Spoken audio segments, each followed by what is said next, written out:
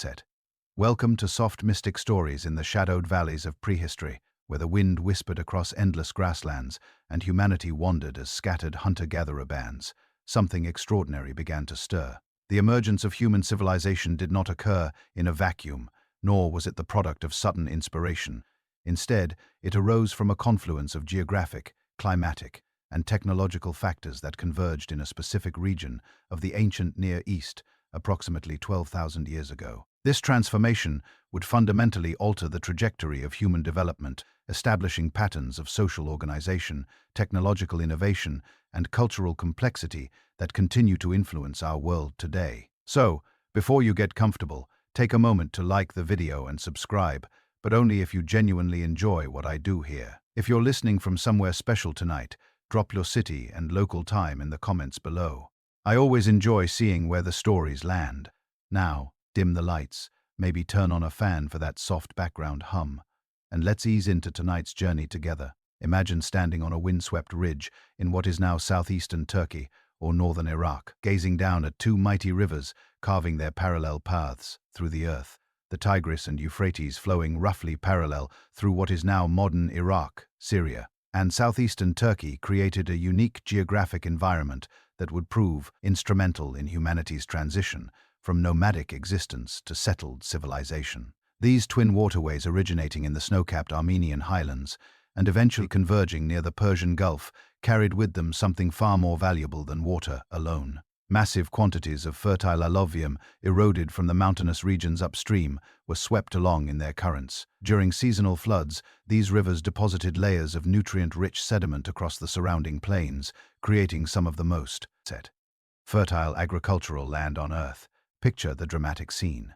Spring rains and melting snows swell the rivers into roaring torrents, their muddy waters overflowing banks and spreading across the flatlands like a benevolent flood.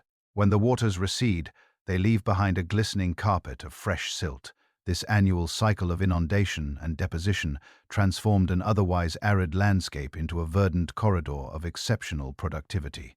The alluvial deposits contained essential minerals including nitrogen, phosphorus, and potassium, creating soil conditions that could support intensive agriculture without the need for external fertilization. It was as if nature itself had prepared a vast living laboratory for humanity's next great leap. The geographic positioning of Mesopotamia, literally the land between rivers, created natural boundaries that both protected and connected early settlements. The rivers served as transportation corridors, enabling the movement of goods, people, and ideas across considerable distances. Simultaneously, the surrounding deserts and mountains provided natural barriers against potential invaders while channeling trade routes through specific passages that could be controlled and taxed by emerging political entities. In this delicate balance of openness and defense, the seeds of civilization found fertile ground. Yet, the transition from nomadic hunter-gatherer societies to permanent agricultural settlements did not occur overnight. Archaeological evidence indicates that this process, known as the Neolithic Revolution, unfolded gradually between approximately 10,000 and 8,000 BC. During this pivotal era, small bands of hunter-gatherers, who had previously followed seasonal migration patterns in search of game and wild plants, began to establish semi-permanent camps near reliable water sources and areas with naturally occurring wild grains. These early settlers possessed an intimate, almost encyclopedic knowledge of their environment, accumulated through generations of seasonal movement and keen observation. They understood the growth cycles of wild iron corn wheat, wheat, and barley, recognizing which varieties produced the largest seeds and grew most reliably even in fluctuating conditions. This botanical expertise proved crucial as they began the delicate process of plant domestication, selectively harvesting and replanting seeds from the most productive specimens. Over generations, these wild grasses transformed. Their seeds grew larger, their stalks sturdier, their ripening more synchronized. What had once been nature's scattered bounty became humanity's first deliberate crops. The establishment of permanent settlements required fundamental changes in social organization and daily life.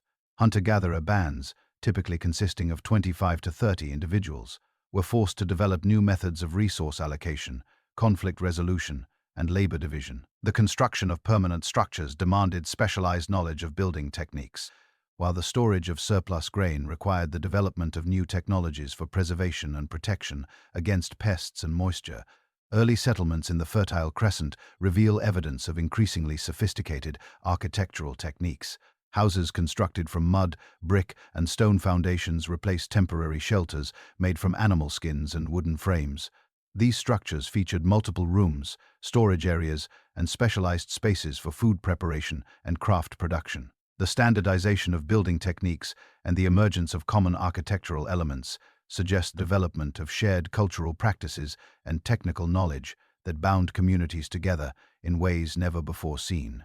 The flow's accumulation of agricultural surplus fundamentally altered social relationships within these early communities. For the first time in human history, not every individual needed to participate directly in food production.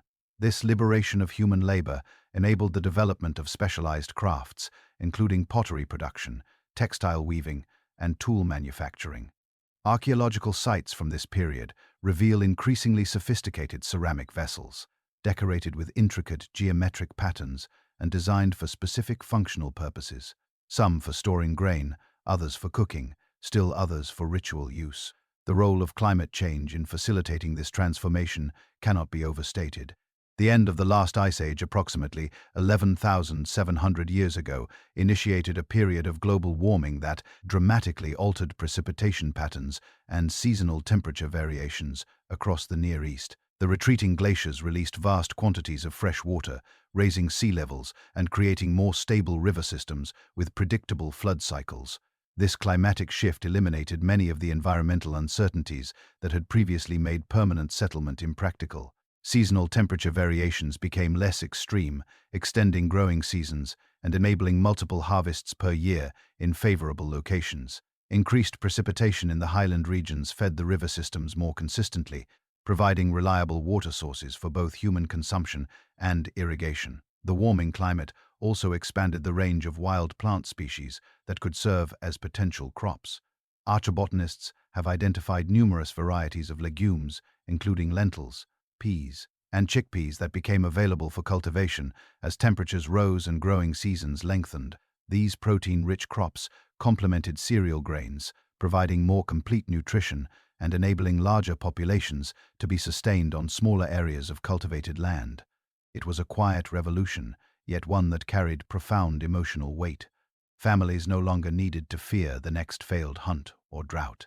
For the first time, humanity could dream of stability, of roots, of building something that would outlast a single lifetime. Population growth during this period created both opportunities and challenges for early agricultural communities. Larger settlements could support more specialized labor, leading to technological innovations and increased productivity. However, they also required more sophisticated systems of resource management and social coordination. Archaeological evidence suggests that some communities reach populations of several hundred individuals by 8000 BC, necessitating new forms of leadership and decision-making processes. In the shadow of these emerging villages, the foundations of everything we recognize as civilization, cooperation on a grand scale, the division of labor, the very concept of society, were being laid brick by brick, seed by seed. The story of Mesopotamia is not merely one of geography and climate. It is a human drama of curiosity, adaptation, and audacious hope. Here in the cradle between two rivers, our ancestors dared to stop wandering and instead chose to shape the land itself. They turned unpredictable floods into life-giving cycles. They coaxed wild grasses into obedient crops. They built homes where once only tents had stood. And in doing so, they set humanity on a path towards cities, laws, writing, and empires. The Tigris and Euphrates did not simply provide water. They whispered a promise: settle here, and the world will never be the same. As the Neolithic sun rose higher over the Fertile Crescent, the scattered camps of early farmers began to coalesce into something far more ambitious. The simple villages that had taken root along the life-giving rivers were no longer enough. Humanity's hunger for order, for abundance, for meaning, drove them to dream bigger, to engineer landscapes, to coordinate hundreds of hands, and to create the first hints of urban life. The accumulation of agricultural surplus had already begun to reshape human relationships, freeing some from the daily toil of the fields. Now that freedom would spark an explosion of ingenuity and social complexity that would astonish even the most imaginative storyteller of antiquity. The Protoban center of Tel Sawan, located along the Tigris River in central Iraq, provides remarkable insight into the sophistication achieved by these early agricultural societies. Occupied between approximately 6,000 and 5,500 BC, this remarkable settlement covered nearly 6 hectares and supported an estimated population of 1,000 to 1,500 individuals. Picture it in your mind's eye, a bustling community rising from the fertile plains, its mud-brick houses clustered in deliberate patterns, smoke curling from cooking fires, and the distant murmur of voices coordinating the day's labors. Excavations at Tel Sawan have uncovered evidence of a planned urban layout with residential areas thoughtfully separated from craft production zones and public spaces. This was no accidental collection of huts. It was the conscious design of people beginning to envision a shared future. What truly sets Tel Sawan apart is the sophistication of its hydraulic engineering.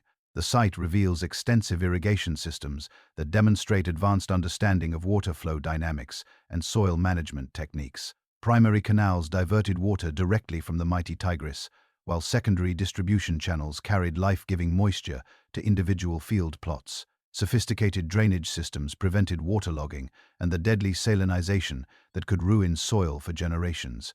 These installations were not crude ditches scratched by hand. They were precision works requiring specialized engineers who understood gradients, sedimentation, and seasonal flooding with almost scientific precision. The very existence of such infrastructure implies something profound, a society capable of mobilizing hundreds of individuals under centralized direction. Working together season after season, canal construction and maintenance at Tel Sawan were organized as community-wide projects. Different households contributed specific types of labor based on their specialized skills. Some dug, some carried baskets of earth, others shaped clay linings to reduce seepage. This level of coordination suggests the emergence of formal leadership structures and standardized work practices that extended far beyond the old kinship ties of hunter-gatherer bands. For the first time, people were answering not only to family elders, but to a broader vision of communal prosperity. The emotional weight of such cooperation must have been immense. Fathers teaching sons the proper angle of a canal slope, neighbors arguing yet ultimately agreeing on water shares, entire communities celebrating when the first diverted waters reached distant fields and turned dry earth green. Craft specialization at Tel Sawan reached levels of sophistication previously unknown in human societies. Pottery workshops produced standardized vessel forms using advanced techniques, including the slow-turning potter's wheel and controlled kiln firing that achieved consistent temperatures and durable results. These ceramic products were not merely functional. They displayed artistic elements, painted decorations, sculptural details, and symbolic motifs that suggest the development of shared cultural meanings and aesthetic values.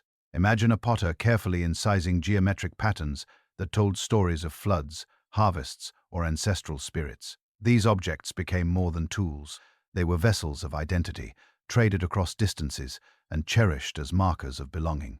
Textile production at the site involved the cultivation of flax and the domestication of sheep for wool. Archaeological remains include spindle weights, loom weights, and fabric impressions preserved on clay surfaces, indicating the production of woven textiles in various patterns and qualities. The standardization of techniques and evidence for surplus production strongly suggests that these goods were traded with other settlements across considerable distances. Here was the birth of commerce, not mere barter, but purposeful exchange that connected distant communities and enriched daily life with colors, softness, and beauty previously unknown. Further south, in the Dila River Valley, east of Baghdad, another crucial example of early urban development shines through the mists of time. The settlement of Cho Mami occupied during the same remarkable period, approximately 6,000 to 5,000 or 500 BC. This site demonstrates even more advanced irrigation technologies and urban planning concepts. The settlement was organized around a central plaza surrounded by residential compounds, each containing multiple structures arranged around internal courtyards. One can almost hear the lively chatter echoing across that plaza as families gathered, children played, and elders recounted the old stories of wandering ancestors who had finally found a home. The irrigation system at Chomi included innovations that would become standard features of Mesopotamian agriculture for millennia. Engineers constructed check dams across seasonal watercourses to capture and redirect floodwaters, while elaborate canal networks distributed this captured treasure across extensive field systems. Archaeological surveys have identified irrigation channels extending more than 10 kilometers from the main settlement, revealing the astonishing ability to manage water resources across vast agricultural territories. This was landscape engineering on a scale that required vision, mathematics, and collective will. The emotional resonance is palpable. Entire communities investing years of labor to tame the unpredictable rivers, turning potential disaster into reliable bounty. The agricultural productivity achieved at Chomarami supported population densities that approached those of later urban centers. Botanical remains recovered from storage facilities include not only cereal grains, but also dates, figs, and other tree crops that required long-term agricultural planning and patient investment. The cultivation of date palms, in particular, demonstrates sophisticated understanding of agricultural techniques.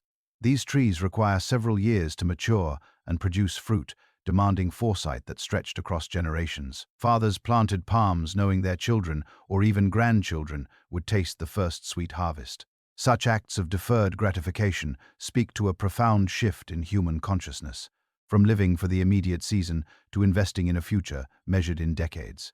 Evidence from Chomi also reveals the early emergence of social stratification based on differential access to resources and specialized knowledge. Residential compounds varied significantly in size and architectural sophistication, with larger structures featuring more elaborate decorative elements and greater numbers of storage facilities. These differences suggest that some individuals or families had accumulated greater wealth and social status, possibly through control of irrigation systems, specialized craft production, or successful long-distance trade. For the first time, society began to divide, not merely by age or gender, but by access to power and surplus. Yet this stratification was still fluid, rooted in contribution rather than rigid inheritance, carrying both the promise of opportunity and the subtle tension of emerging inequality.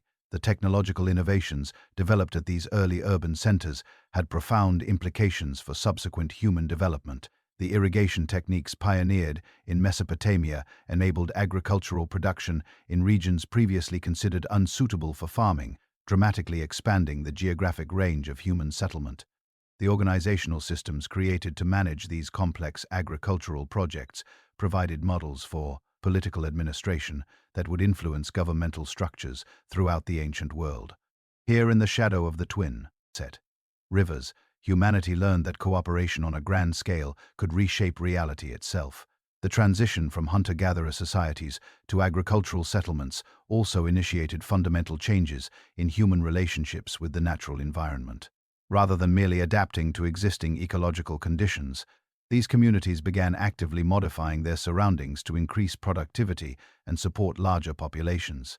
This shift from adaptation to manipulation, from accepting the world as it was to reshaping it according to human will, would characterize environmental relationships throughout subsequent history, with consequences both magnificent and sobering that continue to shape our world today. The development of surplus agricultural production created the economic foundation for all subsequent forms of social complexity.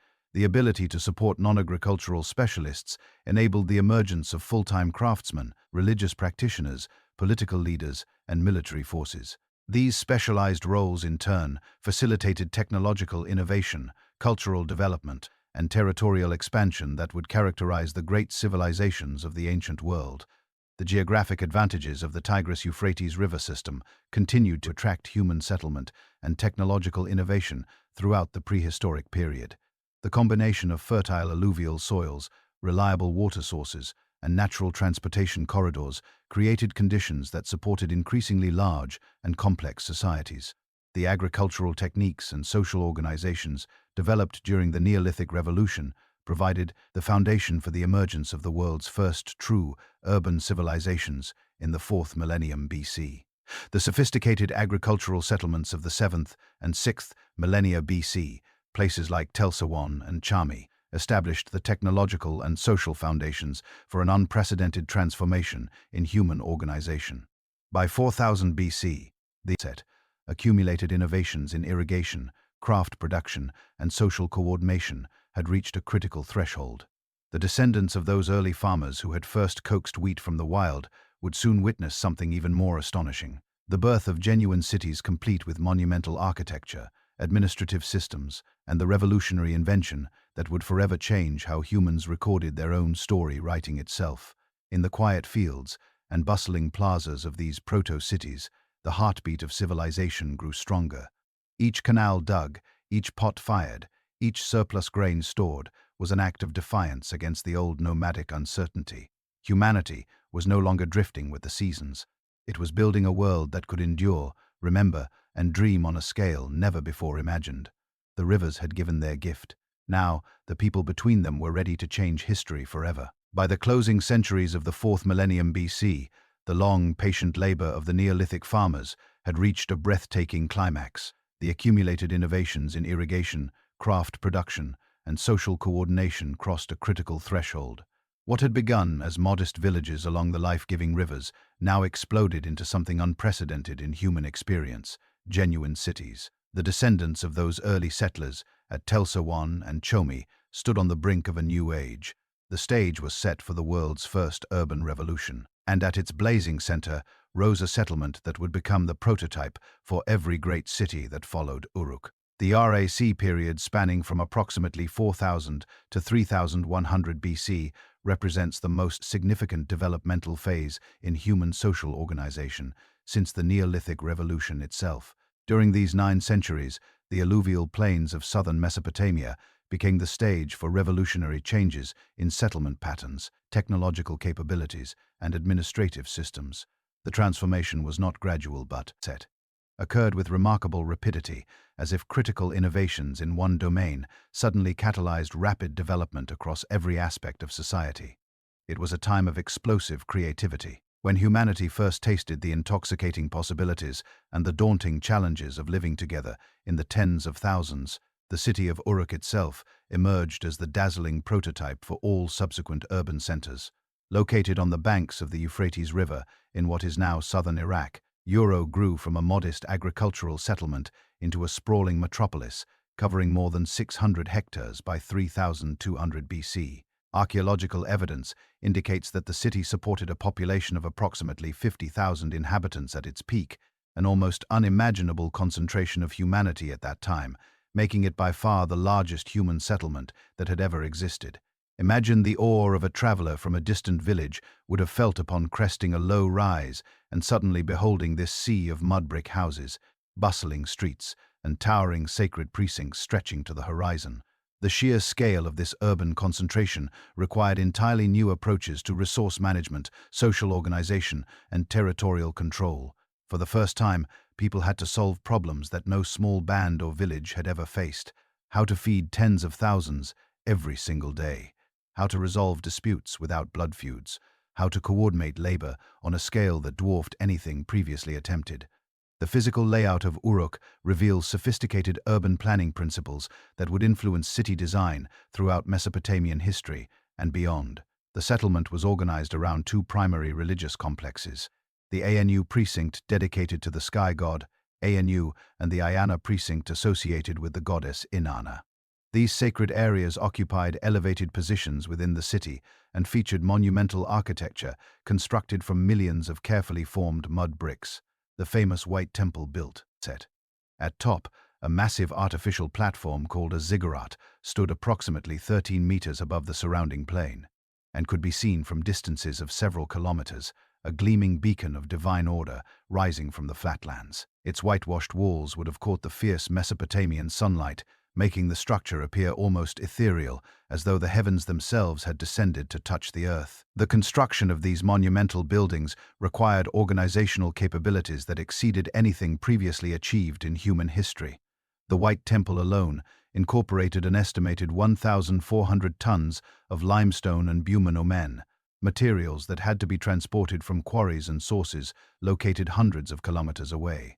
The labor requirements for such projects involved coordinating the work of thousands of individuals across multiple construction seasons.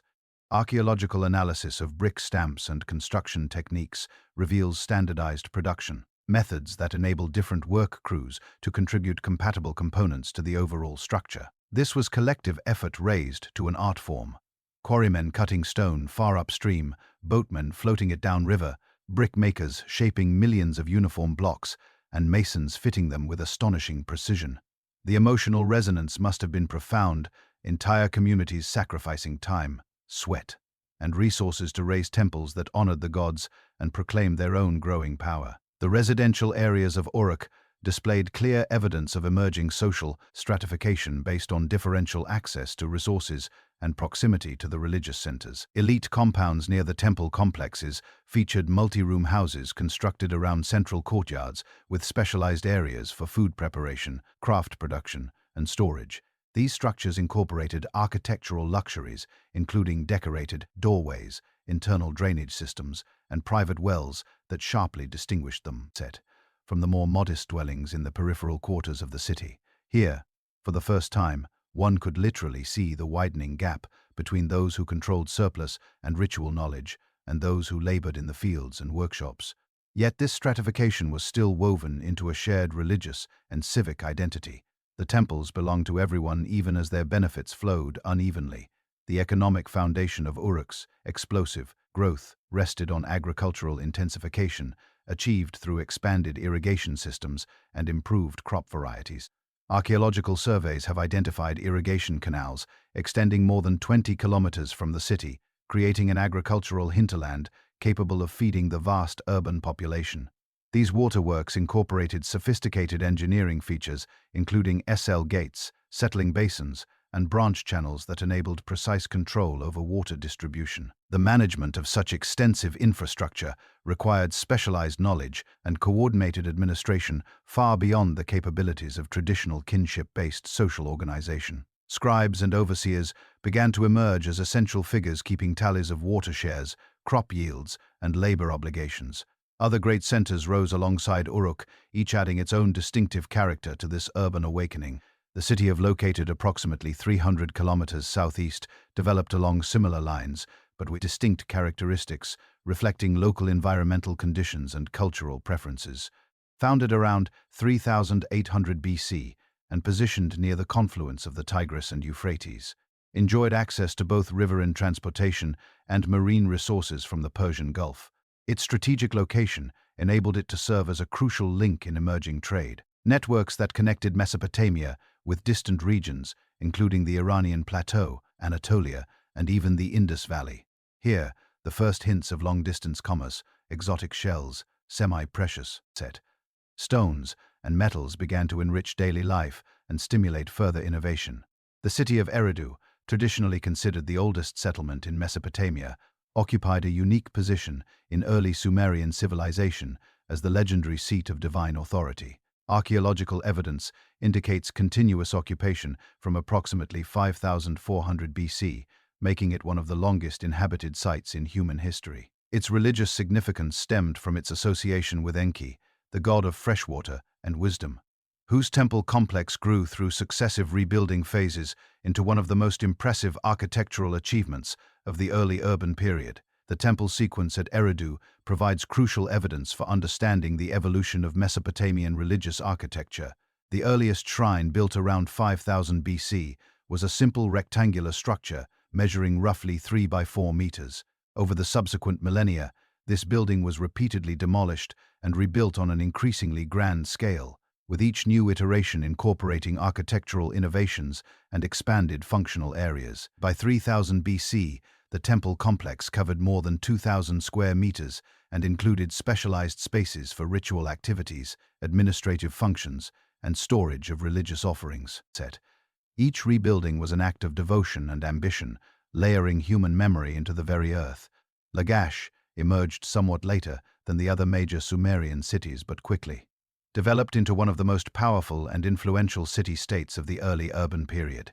Located in the eastern portion of the Sumerian heartland, Lagash controlled extensive agricultural territories irrigated by waters from both the Tigris and Euphrates river systems. Its strategic position enabled its rulers to regulate trade routes connecting central Mesopotamia with the Iranian highlands and the Persian Gulf region. The administrative archives discovered at Lagash would later provide unprecedented insight into the complexity of early urban management systems. But even in these formative centuries, the city's growing wealth and organization were unmistakable.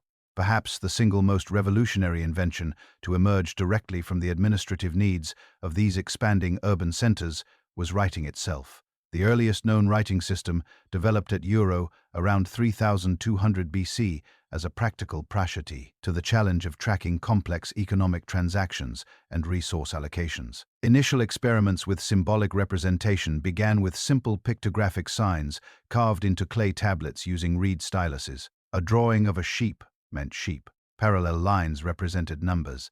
Combined symbols recorded transactions involving specific quantities of particular commodities. These early tablets were humble accounting tools, yet they carried within them the seeds of literature, law, science, and history. The transformation from pictographic to more abstract logographic representation occurred rapidly as scribes discovered more efficient methods for recording complex information. Rather than laboriously drawing detailed pictures of objects, they developed simplified symbols that could be quickly inscribed in wet clay. The physical properties of clay tablets profoundly influenced the evolution of these signs. Curved lines were difficult to produce cleanly, so scribes began using combinations of straight lines and wedge-shaped marks impressed rapidly and uniformly into the clay surface. This new script, known today as cuneiform, was born from necessity but quickly proved astonishingly versatile. The development of syllabic writing marked a crucial breakthrough, enabling the recording of abstract concepts, personal names, and grammatical elements that could not be represented purely pictographically. Scribes discovered that symbols originally representing concrete objects could also represent the sounds of those words when spoken. This rebus principle allowed them to construct written versions of complex spoken language by combining symbols that stood for syllabic sounds rather than specific meanings. The resulting ununiform system possessed remarkable flexibility and expressive capability. Scribes could now record not only economic transactions, but also legal documents, religious texts, historical narratives, and eventually literary compositions of profound beauty and depth. The standardization of sign forms and writing conventions enabled communication across different cities and regions, facilitating the development of shared cultural practices and administrative procedures throughout the Sumerian world. What had begun as humble tallies of grain and sheep had become something far greater. Humanity's first enduring memory. For the first time, knowledge, stories, and decisions could outlive the individuals who created them. The voices of the people between the rivers would now speak across centuries. In the shadow of Uruk's towering white temple and the bustling streets of its sister cities, civilization had crossed an invisible threshold. The simple farmers who once tended wild grains had built metropolises, raised gods to the sky, and invented a technology that would preserve their triumphs and struggles for 5,000 years. The age of true cities adorned, and with it came writing the tool that would allow humanity to remember who it was and dream of what it might yet become. The rivers had nurtured the body. Now, clay and stylus would nurture the mind and soul of civilization itself. Part 4, part title, Gods Among Men, Kingship, the Sumerian Pantheon, and the Towering Majesty of Ziggurats. As the clay tablets of Uruk began to fill with the first scratches of ununiform, recording harvests, temple offerings, and the careful tally of sheep and grain, something even more profound was taking shape in the hearts and minds of the people between the rivers. The establishment of formal governmental structures represented another fundamental innovation of the early urban period. Traditional kinship-based leadership systems, once sufficient for small villages, proved inadequate for managing the complex social and economic relationships that now define city-state societies. The concentration of large populations in urban centers created new forms of social conflict that required institutional mechanisms for resolution. While the coordination of large-scale construction projects and agricultural systems demanded centralized decision-making authority, the institution of kingship emerged as a solution to these organizational challenges. Though early Sumerian political systems retained important limitations on royal authority, the earliest rulers, known as functioned primarily as temple administrators and representatives of divine will rather than absolute monarchs. These priest-kings derived their legitimacy from their role as intermediaries between human communities and the gods, who are believed to own the city and its surrounding territory. One can almost feel the weight of that sacred responsibility. A ruler standing before the altar at dawn offering prayers, not merely for himself, but for the survival of thousands who looked to him as the bridge between heaven and earth. The Lugal, or big man, represented a different form set of leadership that emerged during periods of military conflict or crisis. Unlike the En, whose authority derived from religious sanction, the Lugal gained power through demonstrated military capability and success in protecting the community from external threats. Over time, successful Lugal rulers consolidated their authority and established hereditary dynasties that combined both religious and military functions. In this delicate balance of sacred duty and martial strength, the first true kings of history were forged men who were both servants of the gods and guardians of their people. The development of legal codes and administrative systems reflected the need for standardized procedures to manage increasingly complex social relationships. The earliest known legal documents from Sumerian cities established principles for resolving disputes over property ownership, commercial transactions, and personal injury. These codes recognized different categories of social status and prescribed specific penalties for various offenses, creating formal alternatives to traditional methods of conflict resolution based on kinship obligations or personal revenge. Imagine the profound sense of order this brought to a crowded city street. No longer did feuds simmer unchecked. Instead, a scribe could record a judgment on clay, and justice, however imperfect, could be remembered and enforced. Administrative systems developed to support urban governance incorporated sophisticated methods for record-keeping, resource allocation, and personnel management. Temple complexes functioned as the primary administrative centers, employing hundreds of scribes, accountants, and supervisors who maintained detailed records of agricultural production, craft manufacturing, and trade activities. These bureaucratic institutions created career paths for educated individuals and established professional standards that ensured continuity of administrative practices across generations. Yet none of this governance existed apart from the divine. The military institutions and administrative systems that emerged during the early urban period operated within a complex religious framework that permeated every aspect of Sumerian society. The gods were not distant abstract entities, but active participants in daily life who owned the cities, controlled natural forces, and determined the fate of individuals and communities. This intimate relationship between divine and human realms created a theological system that legitimized political authority, organized economic activity, and provided meaning for the unprecedented social transformations occurring throughout Mesopotamia. The Sumerian pantheon reflected the hierarchical nature of urban society, with major deities controlling specific domains of existence and maintaining relationships that mirrored earthly political structures. At the apex of this divine hierarchy stood Anu, the sky god whose authority encompassed the heavens and established the fundamental order of the universe. Anu's position as king of the gods provided the theological foundation for human kingship, as earthly rulers claimed to derive their authority from divine appointment and to serve as representatives of cosmic order on earth. The people of Uruk and Eridu looked upward with a mixture of awe and hope, knowing that the vast blue dome above them was ruled by a being who could grant or withhold favor. The god Enlil occupied a crucial position as lord of the air and executive of divine decisions. Unlike Anu, whose authority remained largely theoretical, Enlil actively intervened in human affairs through control of wind, storms, and agricultural fertility. His temple complex at Nippur served as the religious center of Sumer, where representatives from all major estates gathered to acknowledge his supremacy and seek divine approval for important political decisions. The concept of divine mandate that legitimized royal authority throughout Mesopotamian history originated from Enlil's role as the god who bestowed kingship upon worthy human rulers. Enlil's authority extended beyond political legitimation to encompass the practical management of agricultural systems that supported urban civilization. Seasonal floods, rainfall patterns, and crop fertility were understood as manifestations of his will, making the maintenance of proper ritual relationships with this deity essential for community survival. The timing of agricultural activities, the construction of irrigation systems, and the distribution of surplus production all required divine sanction obtained through elaborate ceremonies conducted at his temples. One can picture the processions winding through the streets, the air thick with incense, and the rhythmic chant of priests as the entire city held its breath for Enlil's blessing.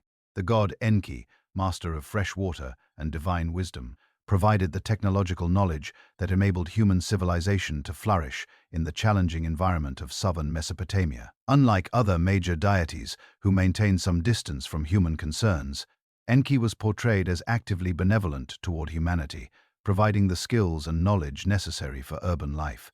The arts of irrigation, metallurgy, brewing, and textile production were all attributed to his divine instruction, making him the patron of craftsmen and engineers whose specialized knowledge supported urban economies.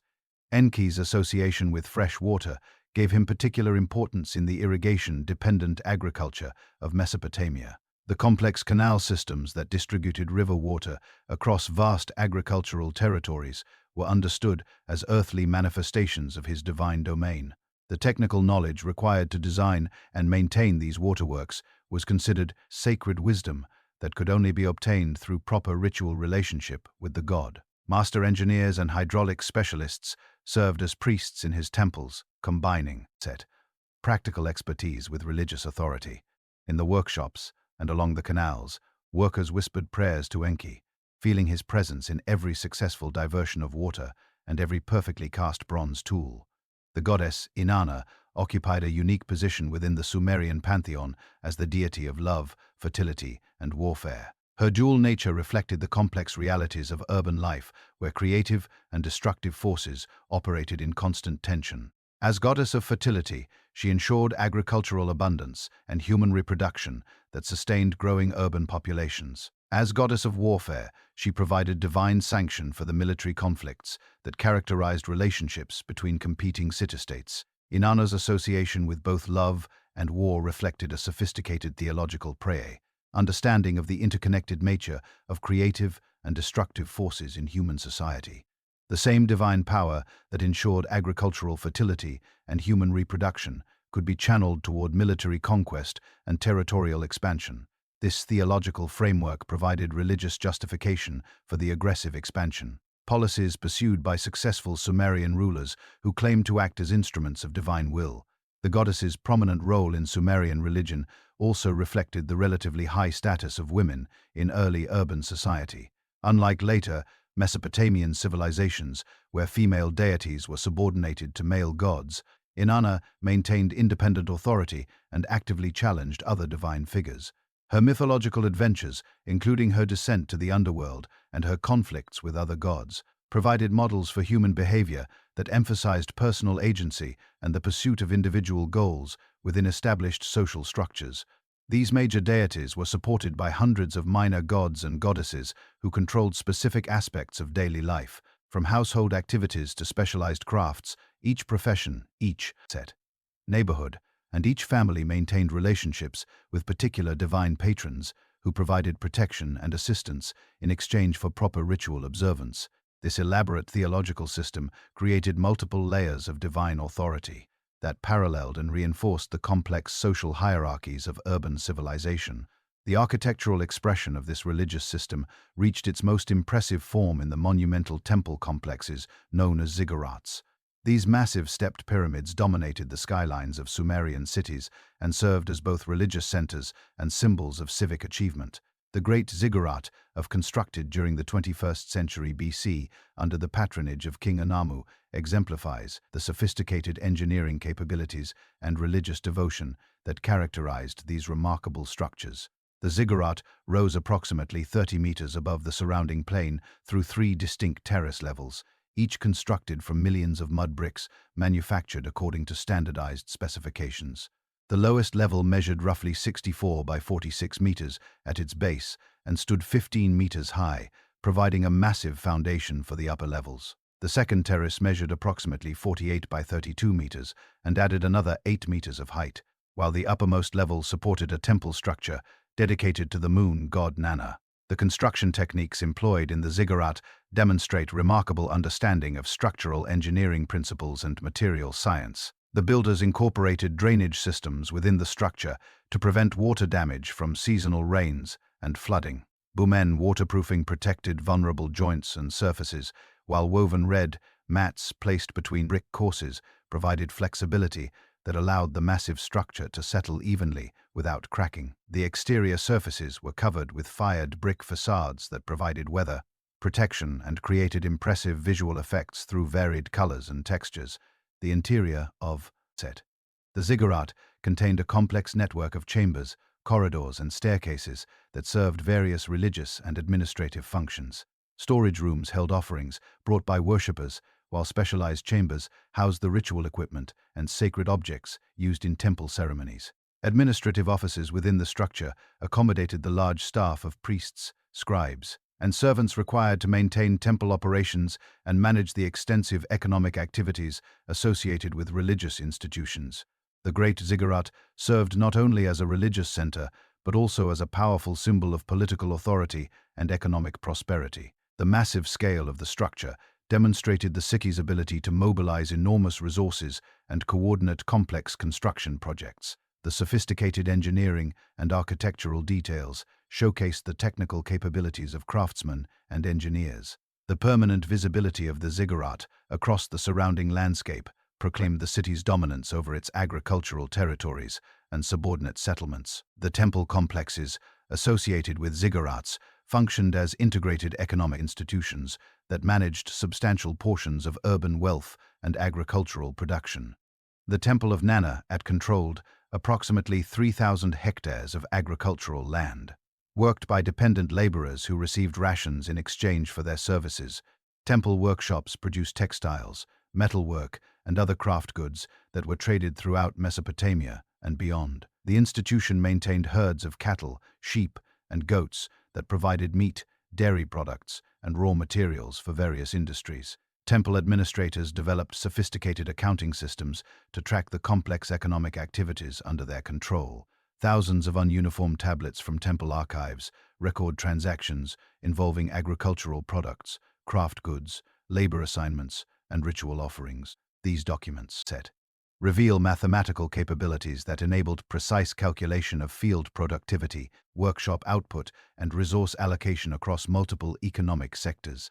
The standardized accounting methods developed by temple bureaucracies provided models for commercial and governmental record-keeping throughout Mesopotamian civilization. The relationship between temple economies and secular governance created complex institutional arrangements that varied significantly between different city-states and historical periods. In some cities, temple administrators functioned essentially as government officials who managed public resources under royal supervision. In others, religious institutions maintained substantial independence and competed with secular authorities for control over economic activities and political influence. The city of Lagash provides detailed evidence for the intricate relationships between religious and secular economic management. During the 24th century BC, the Temple of Ningu in Girsu controlled extensive agricultural territories and manufacturing workshops that generated substantial surpluses for the city-state. However, secular officials appointed by the ruler also maintained independent administrative systems that managed royal lands and collected taxes from private citizens. The two institutions cooperated in major construction projects and military campaigns, while competing for influence over trade policies and resource allocation decisions. Temple priests occupied crucial positions within these economic systems as specialized administrators who possessed both religious authority and technical expertise. The management of large-scale irrigation projects required detailed knowledge of hydraulic engineering, seasonal weather patterns, and soil conditions that was preserved and transmitted through temple schools.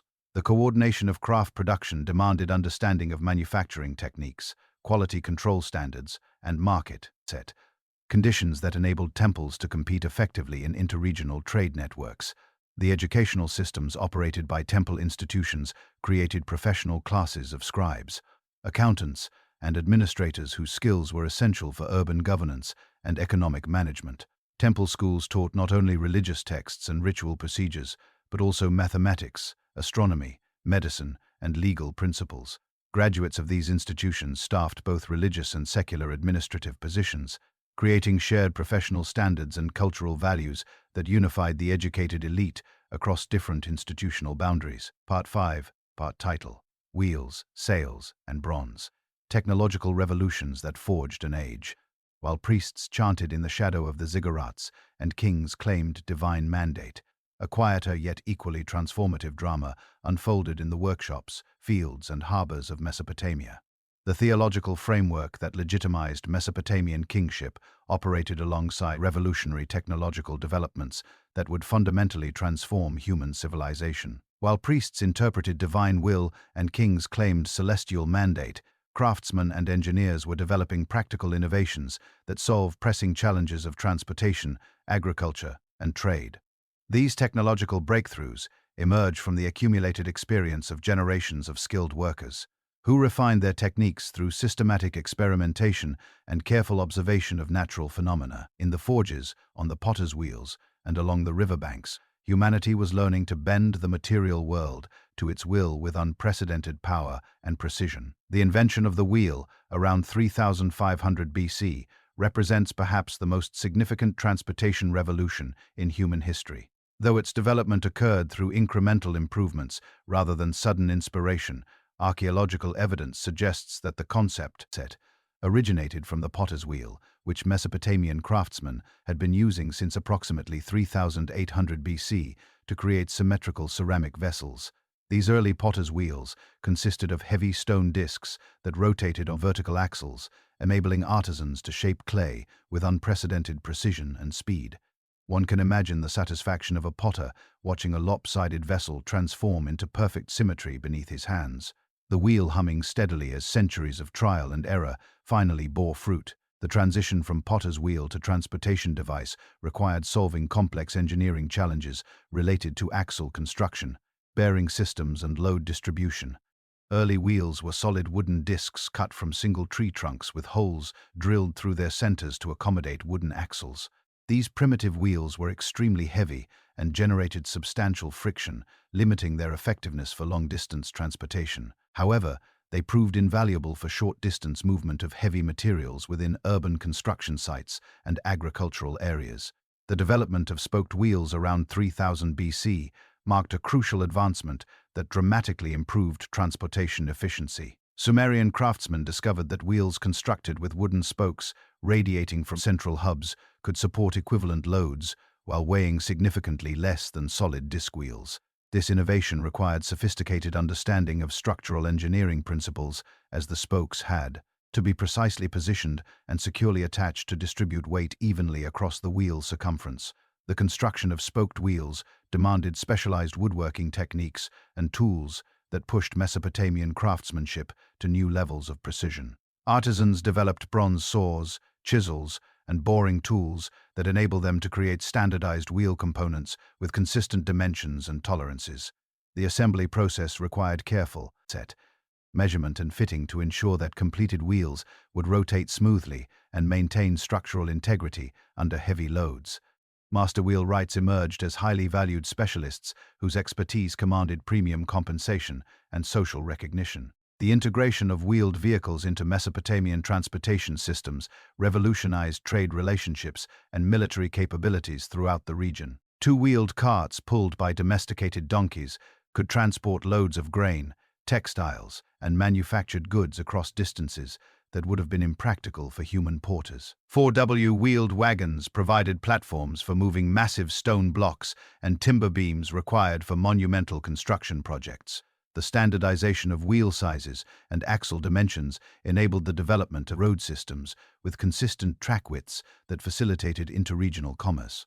Military applications of wheeled technology produced the war chariot, a revolutionary weapons platform that transformed battlefield tactics throughout the ancient Near East.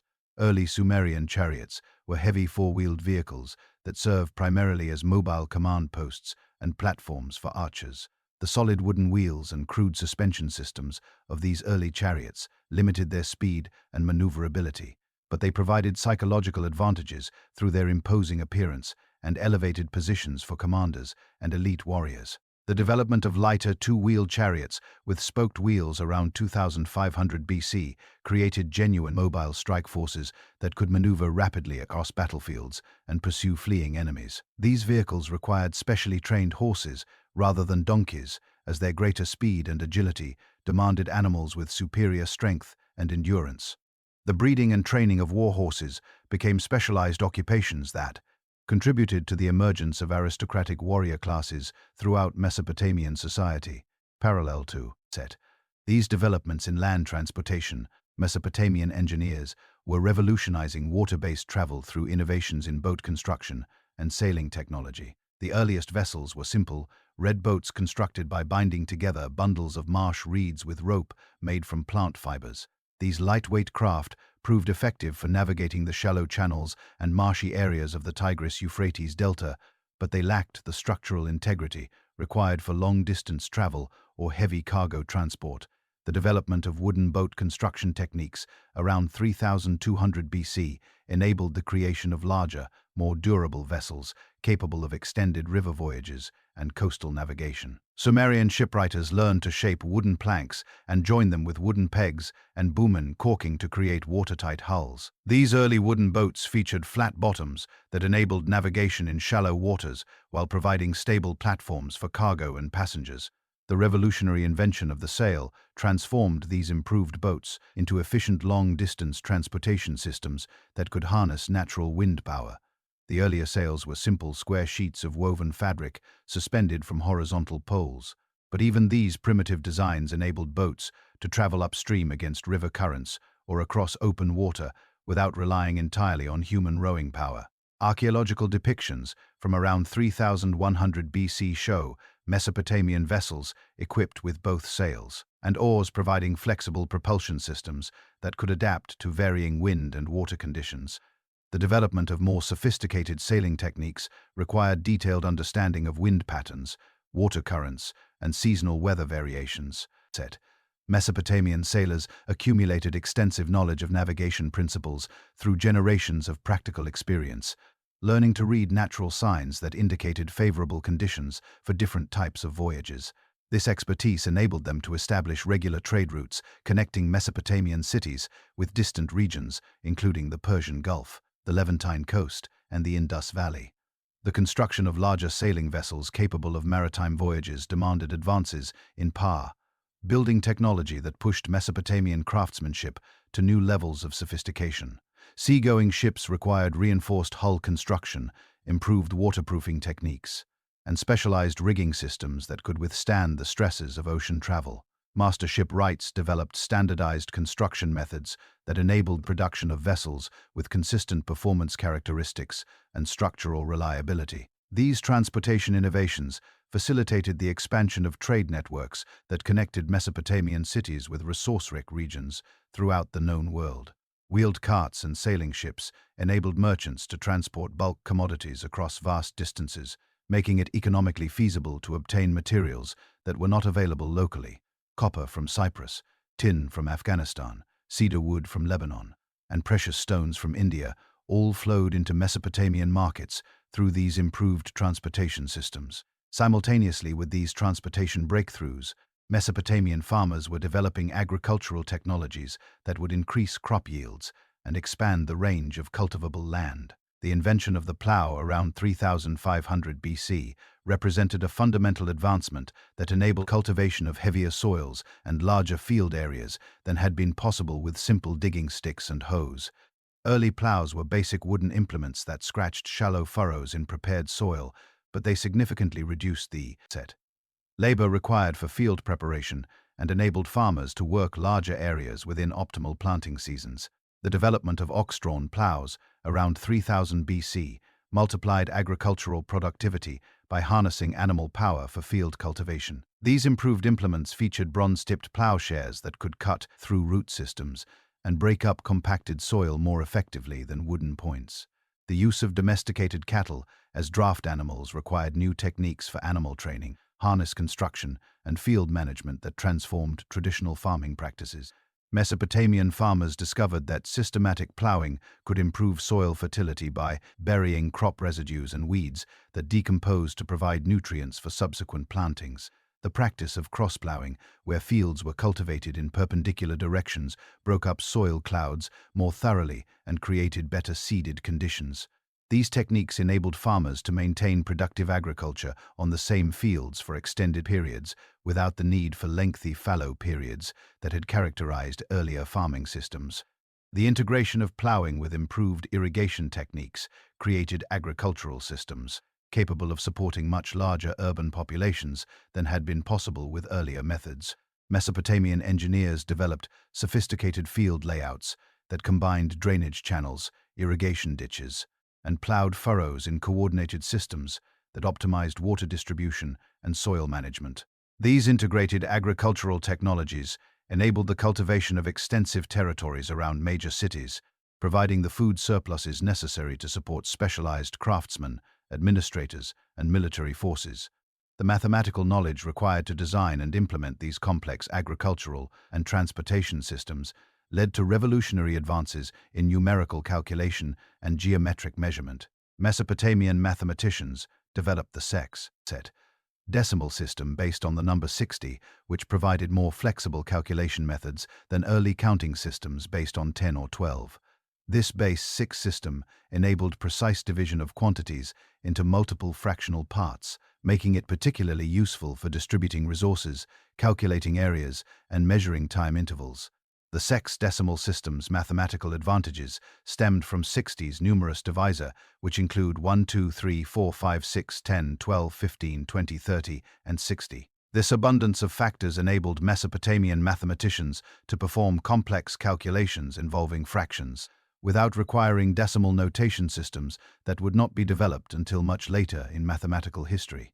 Practical applications included calculating field areas for taxation purposes, determining material quantities for construction projects, and dividing inheritance shares among multiple heirs. The influence of sexagesimal mathematics extended far beyond practical calculations to establish measurement standards that continue to shape modern life. The division of hours into 60 minutes and minutes into 60 seconds derives directly from Mesopotamian mathematical traditions that proved so useful they were adopted by subsequent civilizations throughout the ancient world. Similarly, the 360-degree circle reflects sexagesimal principles, as 360 represents 6 times 60 and provides a highly divisible unit for measuring angles and directions. Mesopotamian astronomers applied these mathematical tools to systematic observation of celestial phenomena, creating the world's first scientific approach to understanding planetary motions and seasonal cycles. The predictable movements of the sun, moon, and visible planets provided natural laboratories for testing mathematical theories and refining calculation techniques. Astronomical observations also had practical applications for agriculture, navigation, and religious ceremonies that required precise timing of seasonal events. The development of lunar calendar systems around 3000 BC enabled Mesopotamian societies to coordinate agricultural activities, religious festivals, and administrative functions according to predictable temporal frameworks. Early lunar calendars were based on the approximately 29.5-day cycle of lunar phases, with months beginning at each new moon. 12 lunar months created years of roughly 354 days, which gradually fell out of synchronization with seasonal agricultural cycles that followed the 36,525-day solar year. Mesopotamian astronomers solved this chondrical problem by developing sophisticated intercalation systems that added extra months at regular intervals to maintain alignment between lunar and solar cycles. These adjustments required precise mathematical calculations and long-term astronomical observations that demonstrated remarkable scientific sophistication. The resulting calendars provided stable frameworks for organizing complex urban societies while maintaining connection to natural cycles that governed agricultural productivity. The creation of accurate calendar systems facilitated the first development of long-term planning capabilities that were essential for urban administration and economic management. Government officials could schedule construction projects, military campaigns, and tax collection activities according to predictable temporal frameworks. Merchants could coordinate trading expeditions with seasonal weather patterns and agricultural harvest cycles. Religious authorities could maintain consistent festival schedules that reinforced social cohesion and cultural identity. Solar calendar systems, developed somewhat later, provided even greater precision for agricultural and administrative planning. Mesopotamian astronomers discovered that the solar year contained approximately 365.25 days, by carefully tracking the sun's position relative to fixed stars over extended observation periods. This knowledge enabled them to predict seasonal changes with remarkable accuracy and to develop planting set schedules that maximized crop yields by taking advantage of optimal growing conditions. Metallurgical innovations during this period revolutionized tool production and established the technological foundations for subsequent Bronze Age civilizations. Mesopotamian craftsmen had been working with native copper since approximately 4500 BC, learning to shape the malleable metal through hammering and basic heating techniques. However, pure copper's softness limited its effectiveness for cutting tools and weapons that required harder, more durable materials. The discovery of bronze production around 3500 BC represented a breakthrough that transformed metalwork from a specialized craft into a major industry. Bronze, an alloy of copper and tin, possessed superior hardness and durability compared to pure copper while remaining workable through casting and forging techniques. The production of bronze required access to tin deposits, which were relatively rare and often located far from copper sources, creating the need for extensive trade networks that connected Mesopotamia with distant resource regions. The establishment of these long-distance trade relationships for metal procurement created some of the world's first truly international commercial networks. Mesopotamian merchants developed trade routes extending from Afghanistan, where tin deposits were abundant, to Cyprus and Anatolia, which provided high-quality copper ores. These trading expeditions required sophisticated logistical planning, diplomatic negotiations with foreign rulers, and financial arrangements that could support extended commercial ventures. The complexity of bronze production also necessitated advances in furnace technology and metallurgical techniques that pushed Mesopotamian craftsmanship to new levels of precision. Bronze casting required careful temperature control and precise alloy ratios to produce tools and weapons with consistent quality and performance characteristics. Master metalworkers developed specialized techniques for creating complex shapes through lost wax casting processes that enabled the production of intricate decorative objects and precisely engineered mechanical components. The sophisticated metallurgical techniques and international trade networks that emerged from Mesopotamian innovation created the technological and economic foundations for unprecedented political transformation. By 2400 BC, the accumulated wealth from bronze production, long-distance commerce, and agricultural intensification had concentrated sufficient resources in the hands of ambitious rulers to support military campaigns extending far beyond traditional city-state boundaries. The stage was set for the emergence of the world's first multi-ethnic empire, an achievement that would fundamentally alter the political landscape of the ancient Near East.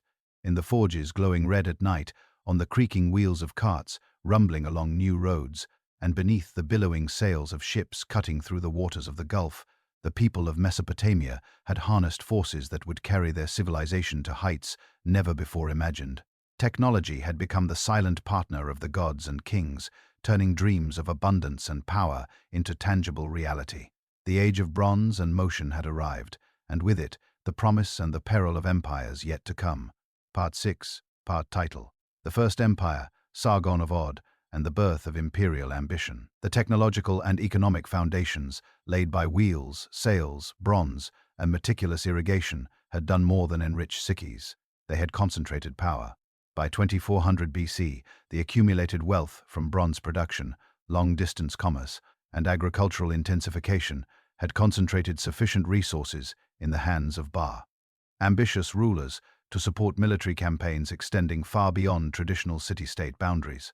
The stage was set for the emergence of the world's first multi-ethnic empire, an achievement that would fundamentally alter the political landscape of the ancient Near East and echo through every empire that followed. Sargon of Akkad emerged from obscurity around 2334 BC to establish the most extensive territorial dominion the world had yet witnessed. Unlike previous Mesopotamian rulers who had contented themselves with hegemony over neighboring city-states, Sargon conceived and executed a systematic campaign of conquest that brought diverse peoples and regions under unified imperial administration. His origins remain shrouded in legendary accounts that describe his discovery as an infant floating in a reed basket on the Euphrates River, echoing later biblical stories and underscoring the mythic aura that quickly surrounded him. Historical evidence, however, indicates he began his career as a cupbearer to Urzaba, king of the Sumerian city-state of Kish. From this humble position within the royal household, Sargon rose through a combination of military brilliance, political cunning, and sheer force of will. Sargon's rise to power coincided with increasing tensions between Sumerian city-states and Semitic-speaking populations who had been gradually infiltrating Mesopotamia from the surrounding desert regions. These Semitic groups, known collectively as Odeons, had adopted many aspects of Sumerian civilization while maintaining their distinct linguistic and cultural identity. They served as merchants, soldiers, and administrators within Sumerian cities, but remained politically subordinate to established Sumerian elites. Sargon's genius lay in recognizing that this growing Odeon population could provide the military and administrative foundation for a new form of political organization that transcended traditional city-state boundaries. He unified the Akkadian speakers under his banner, blending their martial traditions with the administrative sophistication of the Sumerians to create something entirely new, an empire. The conquest of Uruk around 2334 BC marked the beginning of Sargon's imperial campaigns and demonstrated the military innovations that would enable Odeon success. Rather than relying on traditional Sumerian tactics that emphasized heavily armored infantry fighting in tight formations, Sargon deployed mobile forces equipped with composite bows that could engage enemies at longer ranges while maintaining tactical flexibility. These composite bows, constructed from laminated wood horn and sinew, generated significantly more power than simple wooden bows and could penetrate the bronze armor worn by Sumerian warriors. The composite bow's construction required specialized craftsmanship that combined materials with different physical properties to create weapons with superior performance characteristics. The wooden core provided structural stability, while horn strips on the belly of the bow compressed under tension to store additional energy. Sinew backing on the outer surface stretched during the draw cycle, contributing elastic power that increased arrow velocity and penetration capability. The assembly process involved careful layering of these materials with animal-based adhesives, followed by extended curing periods that could last several months. Odeon archers underwent intensive training that emphasized accuracy, rapid shooting, and coordinated tactical movements that maximized their weapons' effectiveness. Unlike Sumerian warriors who fought primarily as individual champions, Odeon forces operated as disciplined units that could concentrate their firepower on specific targets while maintaining formation cohesion.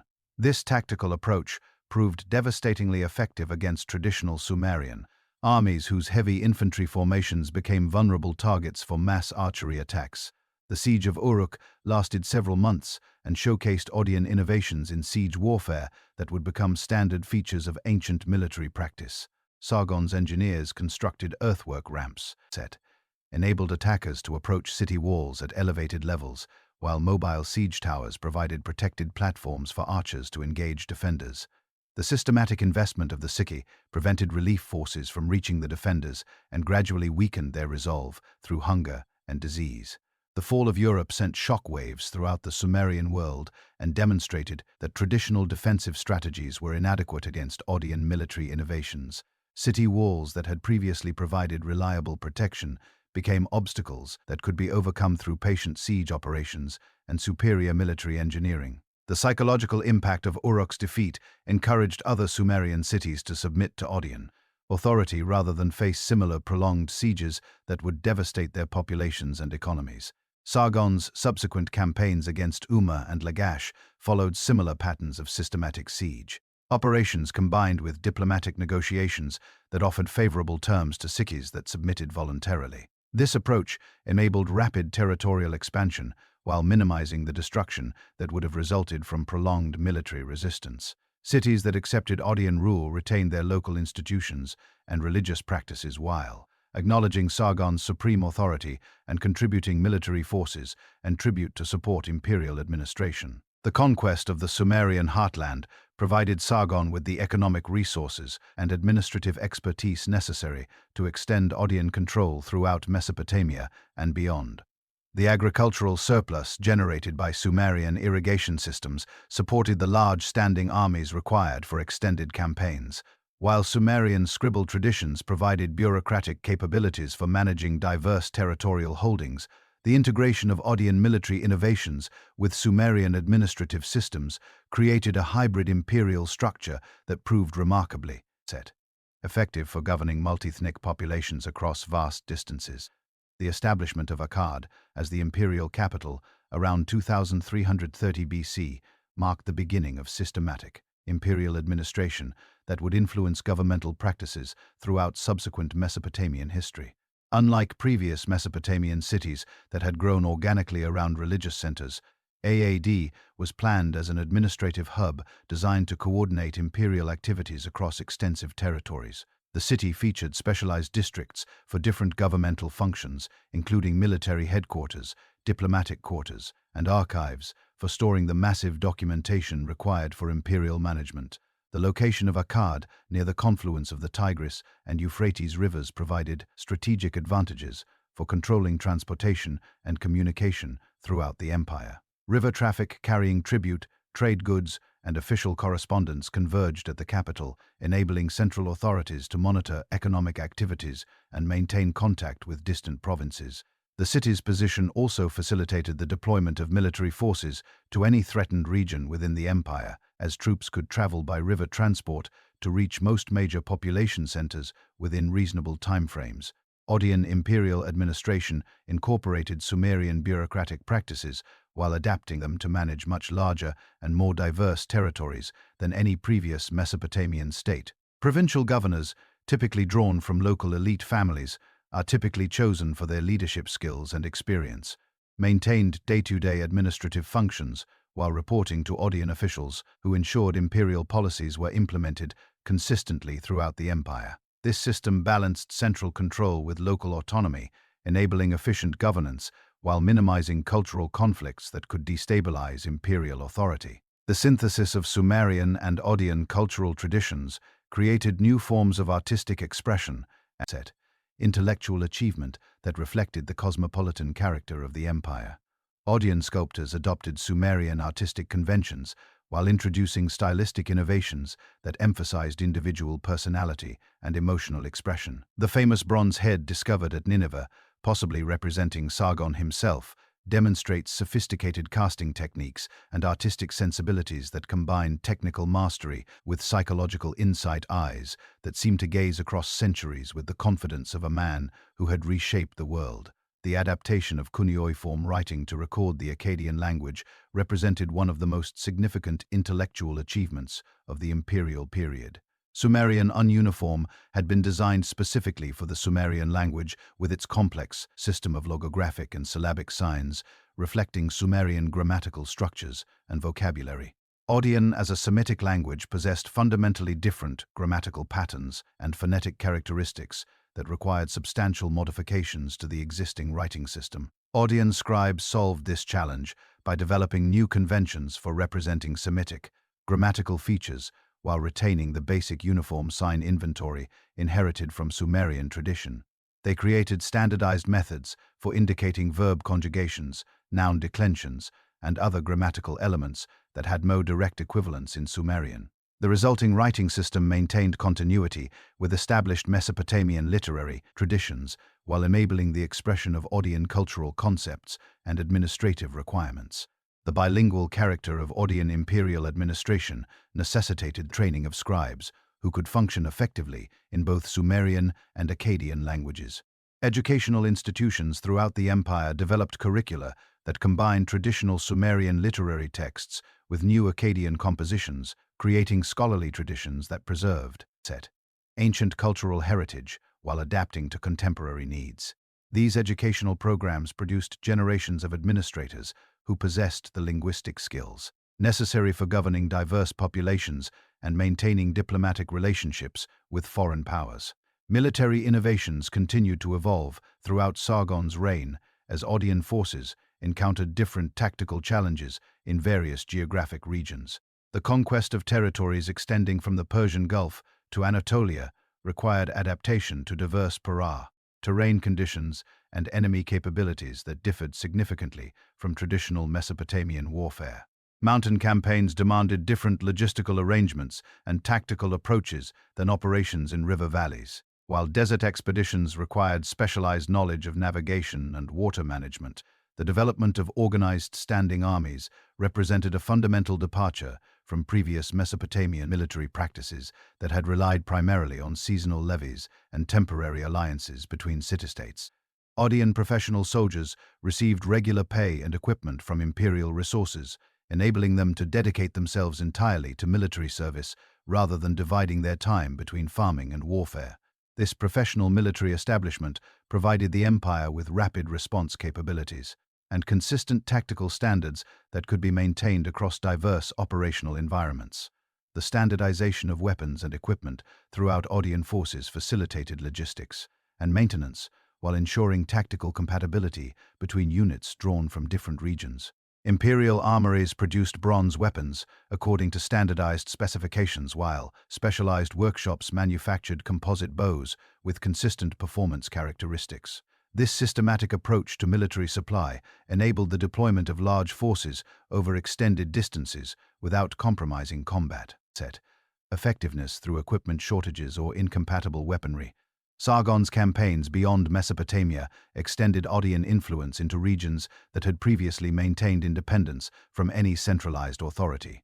The conquest of Elm, located in the Zagros Mountains east of Mesopotamia, brought valuable mineral resources under imperial control while establishing strategic buffer zones against potential threats from the Iranian plateau. These mountain territories provided access to copper, silver, and precious stones that enhanced imperial wealth while supplying materials for expanded military production. The Western campaigns that brought Odeon forces to the Mediterranean coast represented unprecedented territorial expansion that connected Mesopotamian civilization with entirely different cultural and economic systems.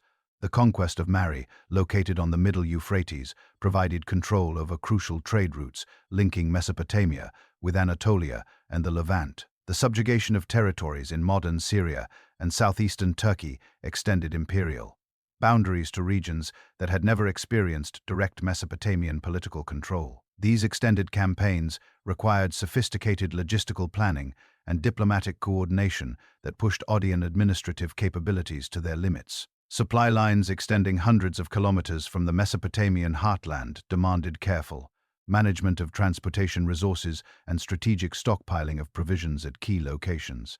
The integration of conquered territories with different agricultural systems and economic structures required flexible administrative approaches that could adapt imperial policies to local conditions. The reign of Naram-Sin Sargon's grandson, who ruled from approximately 2254 to 2254 to 2218 BC, marked the zenith of Odeon imperial power, and witnessed revolutionary developments in royal ideology that would influence Mesopotamian political concepts for millennia. Unlike his predecessors who had claimed divine sanction for their authority, Naram-Sin declared himself an actual god and demanded worship from his subjects as a living deity. This unprecedented assertion of divine kingship represented a fundamental departure from traditional Mesopotamian concepts of royal legitimacy. The deification of Naram-Sin found its most dramatic expression in his adoption of the horned crown, a divine symbol that had previously been reserved exclusively for representations of gods and goddesses. Royal inscriptions from his reign describe him as the god of Akkad and record temples constructed for his worship in various parts of the empire. This theological innovation reflected the enormous expansion of royal power that had occurred during the early imperial period and the need for new ideological frameworks to legitimize unprecedented territorial authority. The famous victory stele of Naram-Sin, discovered at Susa in western Iran, provides vivid documentation of this revolutionary royal ideology while demonstrating the artistic sophistication achieved during the Akkadian period. The monument depicts the king wearing the horned crown of divinity while leading his troops up a mountain slope toward defeated enemies. The composition breaks with traditional Mesopotamian artistic conventions by showing the king at a scale larger than other figures and positioning him in dynamic interaction with the landscape rather than in static ceremonial poses. It is an image of pure triumph, almost godlike confidence radiating from the carved stone, as if Naramin himself had stepped beyond mortal limits. Yet even the greatest empires carry the seeds of their own fragility. The artistic innovations and divine royal ideology that reached their peak under Naram-Sin could not prevent the power the gradual weakening of Ottoman imperial control that became increasingly evident during the late 23rd century BC. The vast territorial extent of the empire strained administrative resources beyond sustainable limits. Prolonged military campaigns depleted the professional armies that had enabled initial conquests. While rebellions erupted throughout the empire as local populations, initially cowed by Ottoman military superiority, recognized that imperial forces were overextended and vulnerable to coordinated resistance. The Gutian invasions from the Zagros Mountains delivered the final blow to Ottoman power around 2154 BC. These nomadic peoples, whom Mesopotamian texts describe as fierce mountain warriors who knew no restraint, swept down from their highland territories to overrun the exhausted Akkadian armies. Unlike previous conflicts that had involved organized states with similar military technologies, the Gutian assault represented a collision between settled civilization and nomadic warrior culture that exposed fundamental weaknesses in imperial defensive systems. The Gutians possessed military advantages that proved devastatingly effective against traditional Mesopotamian forces. Their cavalry units mounted on horses rather than the donkeys typically used by Mesopotamian armies provided superior mobility and striking power that could overwhelm infantry formations before they could organize effective resistance. The nomadic lifestyle of Gutian warriors made them virtually immune to the siege tactics that had proven so successful in Ottoman campaigns against fortified cities, as they possessed no permanent settlements that could be captured or destroyed.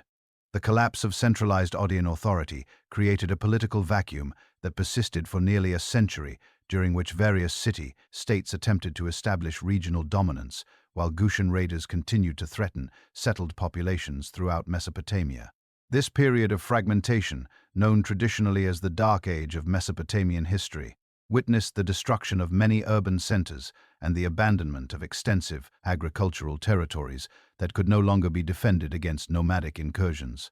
Yet, even in the midst of apparent collapse, the spark of civilization endured. The city of Lagash emerged, as one of the few Sumerian centers to maintain effective governance during this chaotic period, largely through the leadership of Gudea, who ruled as Eni from approximately 2144 to 2124 BC. Rather than attempting to restore imperial authority through military conquest, Gudea focused on internal development and diplomatic accommodation with Gutian leaders. This pragmatic approach enabled Lagash to preserve Sumerian cultural traditions and administrative practices while avoiding the destructive conflicts that devastated other regions.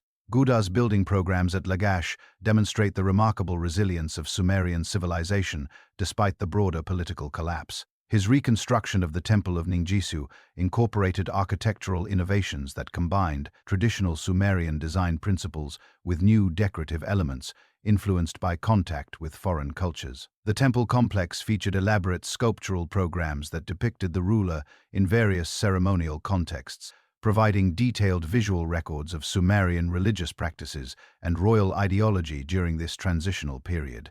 The numerous statues of Jediah discovered at Lagash reveal sophisticated sculptural techniques that surpass the artistic achievements of the Akkadian period in their serene realism.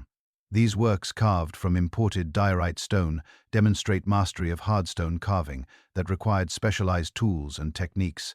The realistic portrayal of facial features and clothing details reflects careful observation and artistic skill, while the inscriptions covering the statues preserve extensive information about temple construction, religious ceremonies, and administrative practices. In the calm, dignified gaze of Jediah's statues, we see not the conquering god king of Naram Sin, but a thoughtful steward who understood that true greatness lay in restoration and continuity. The gradual weakening of Gutian control during the early 22nd century BC created opportunities for Sumerian cities to reassert their independence and begin the process of political reunification. The expulsion of Gutian forces from central Mesopotamia required coordinated military action by several city-states working in alliance, marking the beginning of a remarkable cultural and political revival that would restore Sumerian civilization to unprecedented heights of achievement. The age of the First Empire had ended in fire and fragmentation, yet its legacy of unified administration, professional armies, long-distance trade, and the bold idea that one ruler could govern many peoples would never be forgotten. Sargon's dream of empire had been born, tested, and temporarily broken, but the pattern it established would shape the destiny of the Near East for millennia to come. Part 7. Part title: The Sumerian Renaissance, Anamu, Shulgi, and the Golden Age of Law and Learning out of the ashes of Gushan devastation and political fragmentation. A remarkable revival began to stir across the plains of Sumer. The gradual weakening of Gushan control during the early 22nd century BC created opportunities for Sumerian cities to reassert their independence and begin the process of political reunification. The expulsion of Gushan forces from central Mesopotamia required coordinated military action by several city-states working in alliance. This hardened victory marked the beginning of a cultural and political renaissance that would restore Sumerian civilization to unprecedented heights of achievement. An era of law, learning, and monumental ambition that would later be remembered as one of the brightest chapters in humanity's early story. Namu, who established the third dynasty of around 2112 BC, emerged as the architect of this Sumerian renaissance through a combination of military prowess, administrative innovation, and cultural patronage that synthesized the best elements of previous Mesopotamian civilizations. His origins as governor of under the last Sumerian king, Set of Uruk, provided him with intimate knowledge of both local administration and broader regional politics, enabling him to develop strategies that addressed the complex challenges of post-imperial reconstruction. One can picture the weight of expectation upon him, a leader stepping forward from the ruins, determined not merely to conquer, but to rebuild, to heal, and to elevate his people once more. The military campaigns that established Namu's authority throughout Sumer required tactical innovations that could overcome both residual Gushan forces and rival Sumerian city-states that had grown accustomed to independence during the preceding century of fragmentation. Rather than relying solely on traditional infantry formations, Uamu's armies incorporated mobile units equipped with improved bronze weapons and organized according to standardized tactical doctrines that maximize coordination between different military specialties. The siege of Uruk, which brought the most prestigious Sumerian city under Uamu's control, demonstrated the sophisticated military engineering capabilities that characterized Neo-Sumerian warfare. Namu's forces constructed elaborate circumvention works that completely surrounded the city, preventing relief forces from reaching the defenders while maintaining supply lines for the besieging army. These engineering projects required precise surveying and construction techniques that reflected the revival of technical expertise that had been disrupted during the Gushan period. The restoration of unified Sumerian control enabled Namu to implement comprehensive administrative reforms that addressed the institutional weaknesses that had contributed to the Akkadian collapse. Rather than attempting to govern vast territories through a rigid, centralized imperial bureaucracy, the Neo-Sumerian system balanced central authority with substantial local autonomy that enabled efficient administration while reducing the administrative burden on royal resources. The Code of Namu, promulgated around 2100 BC, represents the earliest comprehensive legal system in human history, and established precedents for judges' prudence that would influence legal development throughout the ancient world. Unlike later legal codes that focus primarily on criminal penalties, Uamu's legislation addressed civil disputes, commercial transactions, and family relationships that required standardized procedures for resolution. The code's emphasis on monetary compensation rather than physical punishment reflected a sophisticated understanding of social relationships and economic principles, choosing restitution and restoration over mere retribution. The legal provisions governing agricultural disputes reveal the complex property relationships that had developed in Sumerian society by the late 3rd millennium BC. The code established procedures for resolving conflicts over irrigation rights, field boundaries, and crop-sharing arrangements that reflected the intensive agricultural system supporting Neo-Sumerian urban centers. These regulations required precise measurement techniques and standardized valuation, methods that enabled consistent application across different regions and circumstances. Commercial law provisions in Namu's code addressed the expanded trade relationships that connected Neo-Sumerian cities with distant regions throughout the Near East and beyond. Regulations governing contract enforcement, debt collection, and partnership agreements provided legal frameworks that enabled merchants to engage in complex long-distance transactions with reasonable assurance that their investments would be protected. The standardization of weights, measures, and currency values facilitated interregional commerce while reducing disputes over measurement and valuation.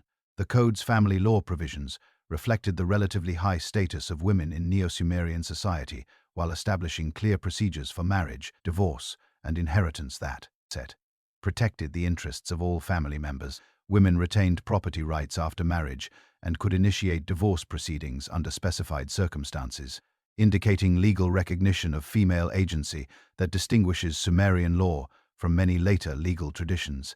The detailed regulations governing inheritance rights of children, spouses, and extended family members provided stability for family relationships while preventing conflicts that could destabilize social order. The implementation of Urnamu's legal code required the development of professional judicial institutions, staffed by trained legal specialists who possessed detailed knowledge of statutory provisions and precedent cases. Court records from Neo-Sumerian cities reveal sophisticated legal procedures that included witness testimony, documentary evidence, and standardized forms of legal argumentation. These judicial systems provided accessible mechanisms for dispute resolution that reduced reliance on traditional kinship-based methods of conflict management. The administrative innovations introduced during Urnamu's reign extended far beyond legal reform to encompass comprehensive reorganization of governmental institutions and procedures. The establishment of standardized weights and measures throughout the Neo-Sumerian state eliminated the confusion and fraud that had characterized commercial transactions during the period of political fragmentation. Royal workshops produced bronze weight standards according to precise specifications, while official measuring vessels ensured consistency in grain transactions and tax assessments. The development of sophisticated record-keeping systems enabled Neo-Sumerian administrators to manage complex governmental functions with unprecedented efficiency and accuracy. Thousands of ununiform tablets from administrative archives record transactions involving agricultural production, craft manufacturing, labor assignments, and military provisioning with remarkable detail and precision. These documents reveal mathematical capabilities and organizational methods that surpass the achievements of the earlier Mesopotamian civilizations. The administrative archives from Drehim, a specialized livestock management center established during Urnamu's reign, provide extraordinary insight into the systematic organization of Neo-Sumerian economic activities. This facility processed tens of thousands of cattle, sheep, and goats annually for redistribution to temples, government offices, and military units throughout the kingdom. The detailed records of animal receipts, processing, and distribution demonstrate logistical capabilities that enabled efficient resource management across extensive territories. The construction projects initiated under Urnamu's patronage required coordination of massive labor forces and material resources that tested the limits of Neo-Sumerian administrative capabilities. The Great Ziggurat of Beganv during his reign and completed under his successor, Shuli incorporated approximately 720,000 baked bricks and required the labor of thousands of workers over several construction seasons. The precise planning and execution of such projects demanded sophisticated project management techniques and quality control procedures. The ziggurat's construction revealed advanced understanding of structural engineering principles that enabled the creation of stable multi-story buildings using mud brick construction techniques. The builders incorporated drainage systems within the structure to prevent water damage, while carefully calculated foundation systems distributed the enormous weight of the superstructure across stable soil conditions. The standardization of brick dimensions and construction methods enabled different work crews to contribute compatible components to the overall project. The reign of Shuli, Urnamu's son, who ruled from 2094 to 2047 BC, witnessed the full flowering of Neo-Sumerian civilization and the far-set achievement of administrative sophistication that would not be equaled in Mesopotamia for many centuries. Shuli's 47-year reign provided the stability necessary for long-term development projects while enabling the refinement of governmental institutions and cultural practices that had been established during his father's more turbulent period of initial conquest and consolidation. One can sense the quiet pride and relentless energy of a ruler who understood that true greatness lay not only in conquest, but in the patient perfection of systems that would outlast his own lifetime. The military reforms implemented during Shuli's reign transformed the Neo-Sumerian army from a traditional bar-based force into a professional military establishment capable of sustained operations across vast distances. Professional soldiers received standardized equipment and training that enabled tactical coordination between units drawn from different regions, while specialized engineering corps provided siege capabilities and logistical support for extended campaigns. The establishment of permanent garrisons in frontier regions provided early warning of potential threats, while maintaining imperial authority in distant territories. The expansion of Neo-Sumerian control during Shuli's reign extended imperial boundaries to their greatest extent, encompassing territories from the Persian Gulf to the Zagros Mountains and from the Syrian desert to the Iranian plateau. This territorial expansion required diplomatic as well as military initiatives as Shuli negotiated alliance agreements with local rulers who maintained nominal independence while acknowledging Neo-Sumerian supremacy. These diplomatic arrangements reduced the military burden of imperial defense while providing access to regional resources and trade routes. The cultural achievements of Shuli's reign included patronage of literary and scholarly activities that produced some of the finest examples of Sumerian literature. The standardization of scribal education throughout the Neo-Sumerian state created shared cultural standards and literary traditions that unified educated elites across diverse regional populations.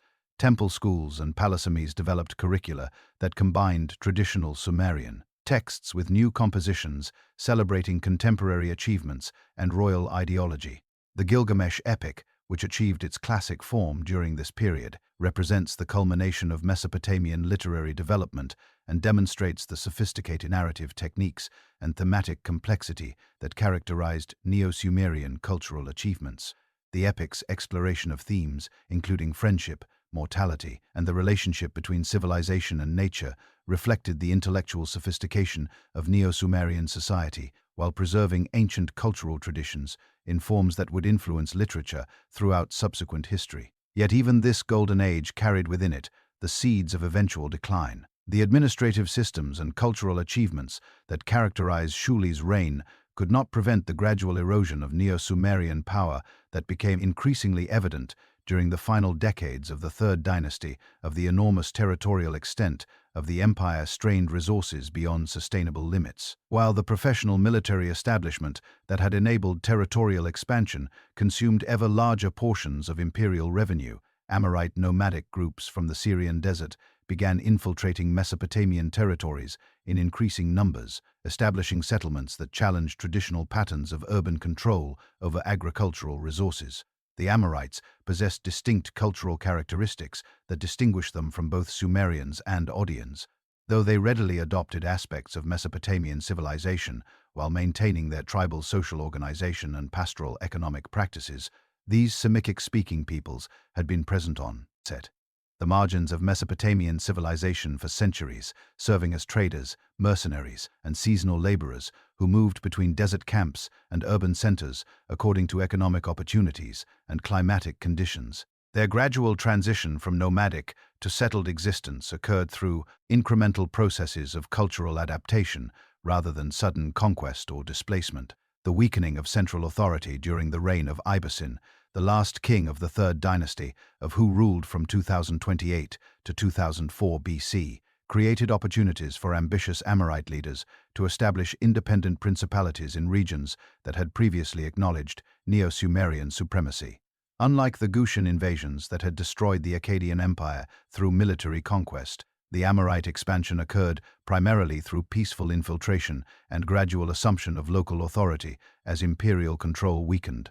The city of Babylon emerged as the most successful of these Amorite principalities under the leadership of Sumu-Ababom, who established the first dynasty of Babylon around 1894 BC. The strategic location of Babylon on the Euphrates River, approximately 85 kilometers south of modern Baghdad, provided access to both northern and southern Mesopotamian territories, while controlling crucial transportation routes that connected the region with Syria and Anatolia. This geographic advantage enabled the early Babylonian rulers to develop commercial relationships and military alliances that gradually expanded their territorial control. Sumu-Abum's successors systematically expanded Babylonian authority through a combination of military conquest, diplomatic negotiation, and economic pressure that demonstrated sophisticated understanding of the complex political dynamics that had emerged following the collapse of unified imperial control. Rather than attempting immediate restoration of empire-wide authority, these rulers focused on consolidating control over strategically important territories while building the administrative and military capabilities necessary for eventual broader expansion. The reign of Sin-Mubilet, who ruled from 1812 to 1793 BC, marked a crucial phase in Babylonian territorial expansion through successful campaigns against rival city-states that had maintained independence since the fall of the Third Dynasty. Of his conquest of Sippar provided control over important agricultural territories and trade routes, connecting Babylon with northern Mesopotamian cities, while his victories over Isin and Lassa eliminated the most dangerous competitors for regional supremacy in central and southern Mesopotamia. The military innovations that enabled Babylonian success reflected adaptation of traditional Mesopotamian warfare techniques to the changed political and technological conditions of the early 2nd millennium BC. Babylonian armies incorporated larger numbers of professional soldiers equipped with improved bronze weapons, while siege warfare techniques had evolved to overcome the enhanced fortifications that many cities had constructed during the period of political fragmentation. The systematic use of battering rams, siege towers, and undermining operations enabled Babylonian forces to capture heavily fortified positions that would have resisted earlier siege methods. Yet the true culmination of this long renaissance and the bridge to an even greater era would come with the ascension of one of history's most famous lawgivers, whose code would echo far beyond the banks of the Euphrates. The courts and scribble schools of and Babylon, in the shadow of newly restored ziggurats and along freshly maintained canals. The Sumerian spirit had proven remarkably resilient. Law had replaced chaos. Learning had illuminated darkness, and a people once humbled by invaders had reclaimed their place as masters of civilization. The Renaissance had not only restored Sumer, it had refined and deepened the very idea of what a civilized society could be. But the wheel of history never stops turning, and a new giant was about to step onto the stage. Part 8, part title, Hammurab's Code and the Glory of Babylon, Law, Empire, and the Majesty of the Hanging Gardens. The long twilight of the Neo-Sumerian age gave way to a new dawn centered on the rising city of Babylon. The ascension of Hammurabi to the Babylonian throne in 1792 BC initiated the most significant phase of territorial expansion and administrative innovation in early Mesopotamian history since the Akkadian Empire. Unlike his predecessors who had focused primarily on regional consolidation, Hammurabi conceived and executed systematic campaigns that brought virtually all of Mesopotamia under unified Babylonian control. His 3-year reign witnessed revolutionary developments in law, administration, and royal ideology that would influence governmental practices throughout the ancient Near East for more than a millennium. Hammurabi's early military campaigns concentrated on eliminating remaining independent city-states in southern Mesopotamia while establishing defensive positions against potential threats from neighboring regions. The conquest of Uruk in 1787 BC brought the most prestigious Sumerian city under Babylonian control, providing both symbolic legitimacy and access to the extensive agricultural territories that had supported urban civilization in the region for more than 1,500 years. The subsequent capture of Isin completed Babylonian dominance over the traditional Sumerian heartland. The northern campaigns that brought Assyria under Babylonian control represented Hammurabi's most ambitious military undertaking and demonstrated the sophisticated logistical capabilities that characterized his mature military organization. The siege of Ashur, the ancient Assyrian capital, required coordination of supply lines extending more than 400 kilometers from the Babylonian heartland, while maintaining effective siege operations against one of Mesopotamia's most formidable fortifications. The successful completion of this campaign established Babylonian authority over territories extending from the Persian Gulf to the foothills of Anatolia. The integration of conquered territories into a unified administrative system required institutional innovations that addressed the cultural and linguistic diversity of populations that had previously maintained distinct governmental traditions. Rather than imposing uniform Babylonian practices throughout the empire, the Roman Empire imposed its own system of laws and institutions.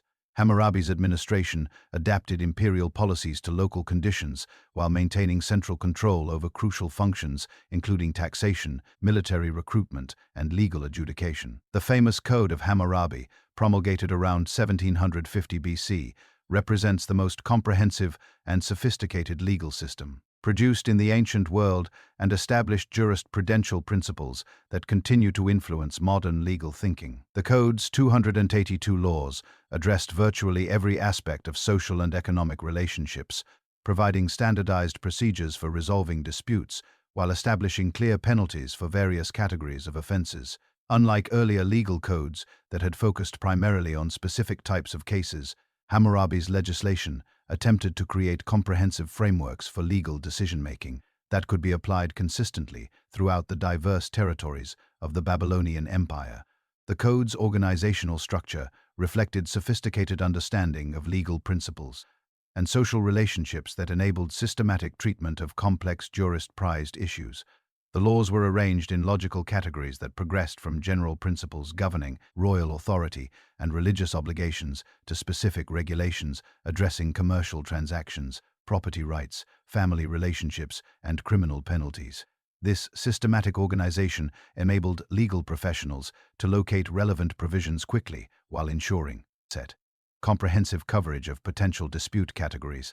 The principle of proportional justice that permeates Hammurabi's code established the foundation for legal concepts that would influence jurisprudential development throughout subsequent history. The famous an eye for an eye provisions reflected sophisticated understanding of punishment theory that sought to match penalties to offenses while preventing excessive retaliation that could destabilize social order.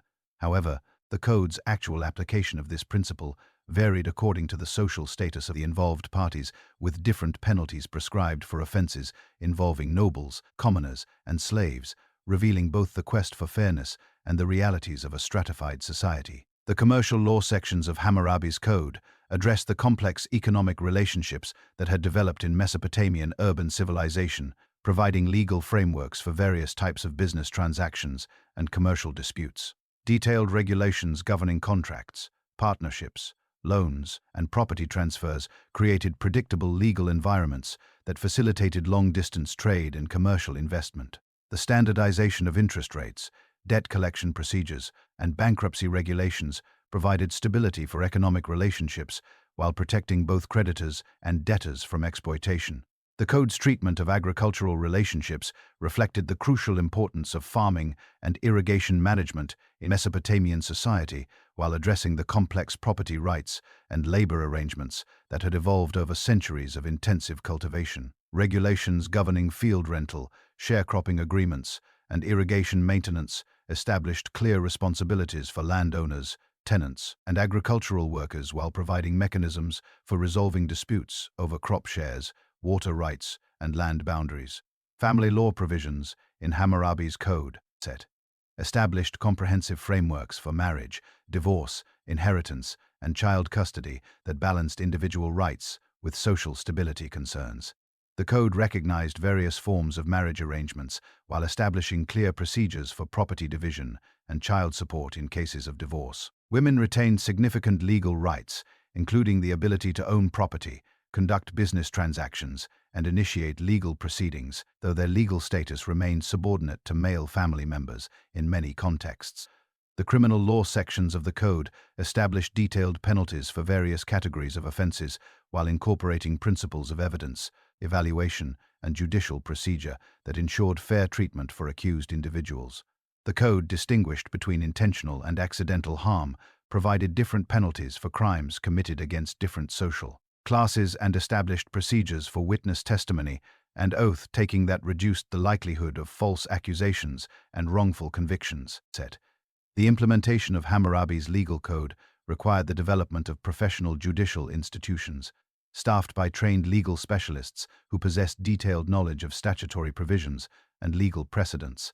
Court records from Babylonian cities reveal sophisticated legal procedures that incorporated written documentation, witness testimony, and standardized forms of legal argumentation. These judicial systems provided accessible mechanisms for dispute resolution that reduced reliance on traditional methods of conflict management while ensuring consistent application of legal principles throughout the empire. The establishment of Babylon as the empire's cultural and intellectual center attracted scholars, artists, and craftsmen from throughout Mesopotamia and beyond, creating cosmopolitan environments that fostered innovation and cultural synthesis. The royal library and scribble schools at Babylon preserved and transmitted literary traditions from earlier Mesopotamian civilizations while producing new works that reflected contemporary intellectual developments and royal patronage priorities. Mathematical innovations during Hammurabi's reign built upon earlier Mesopotamian computational traditions, while developing new techniques that enabled more sophisticated calculations and problem-solving methods. Babylonian mathematicians refined the sexagesimal system inherited from Sumerian tradition, creating standardized procedures for handling fractions, calculating areas and volumes, and solving algebraic problems that would not be equal in mathematical sophistication until the development of Greek mathematics more than a millennium later. The mathematical tablets from the old Babylonian period reveal computational capabilities that enabled precise calculation of compound interest, geometric progressions, and complex architectural measurements required for major construction projects.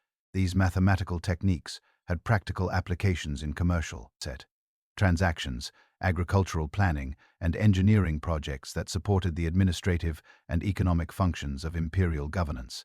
Astronomical observations conducted by Babylonian scholars during this period established the foundation for systematic study of celestial phenomena that would influence scientific development throughout the ancient world. The regular recording of planetary positions, lunar phases, and seasonal variations created databases that enabled prediction of astronomical events and development of accurate calendar systems. These observations required mathematical analysis techniques that pushed Babylonian computational capabilities to new levels of sophistication. The architectural achievements of Hammurabi's reign reflected the enormous resources available to the Babylonian state and the sophisticated engineering capabilities that had developed through centuries of monumental construction experience. The reconstruction of Babylon's city walls created defensive systems that incorporated the latest developments in military engineering while providing impressive visual symbols of royal power and urban prosperity. These massive fortifications, constructed from millions of baked bricks, extended for approximately 18 kilometers around the expanded city and incorporated defensive towers, gates, and internal compartments that could withstand prolonged siege operations. The palace complex constructed during Hammurabi's reign covered more than 2.5 hectares and included specialized areas for governmental, administration, royal residence, and ceremonial functions. The throne room, measuring approximately 60 by 12 meters, could accommodate large assemblies of officials and foreign dignitaries while providing impressive settings for royal audiences and diplomatic ceremonies.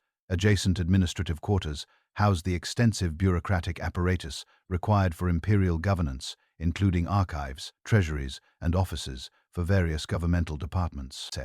The economic prosperity and administrative sophistication achieved under Hammurabi's reign established Mesopotamia as the dominant civilization of the ancient Near East. But the territorial extent and cultural influence of the Babylonian Empire could not prevent the gradual erosion of central authority that characterized the later centuries of the second millennium BC. Regional governors accumulated increasing autonomy as royal control weakened, while external pressures from Hittite expansion in Anatolia and Kassite infiltration from the Zagros Mountains created military challenges that strained imperial resources beyond sustainable limits. The political fragmentation that followed Babylon's decline created opportunities for ambitious rulers in northern Mesopotamia to develop new forms of military organization and territorial control that would ultimately surpass all previous achievements in imperial administration and conquest. Yet the memory of Hammurabi's Babylon endured as a golden standard where law was carved in stone, justice was weighed with care, and a single city could embody the highest aspirations of an entire civilization. The later Neo-Babylonian period, particularly under Nebuchadnezzar II, 656–52 BC, would bring one final dazzling flowering. After his father Nabar's successful rebellion against Assyrian control and the destruction of Nineveh in 612 BC, Nebuchadnezzar faced the enormous challenge of rebuilding Babylonian power from the ruins of Assyrian collapse, while competing with emerging powers including the Median Empire in Iran and the expanding influence of Egypt. His 43-year reign would transform Babylon into the most magnificent city the ancient world had ever witnessed, while establishing cultural and architectural standards that would influence urban development throughout subsequent history. The military campaigns that established Nebuchadnezzar's territorial control required adaptation of traditional Mesopotamian warfare techniques to address the changed strategic environment of the early 6th century BC. The Siege of Jerusalem in 597 BC demonstrated the sophisticated siege warfare capabilities that Nebuchadnezzar's engineers had developed.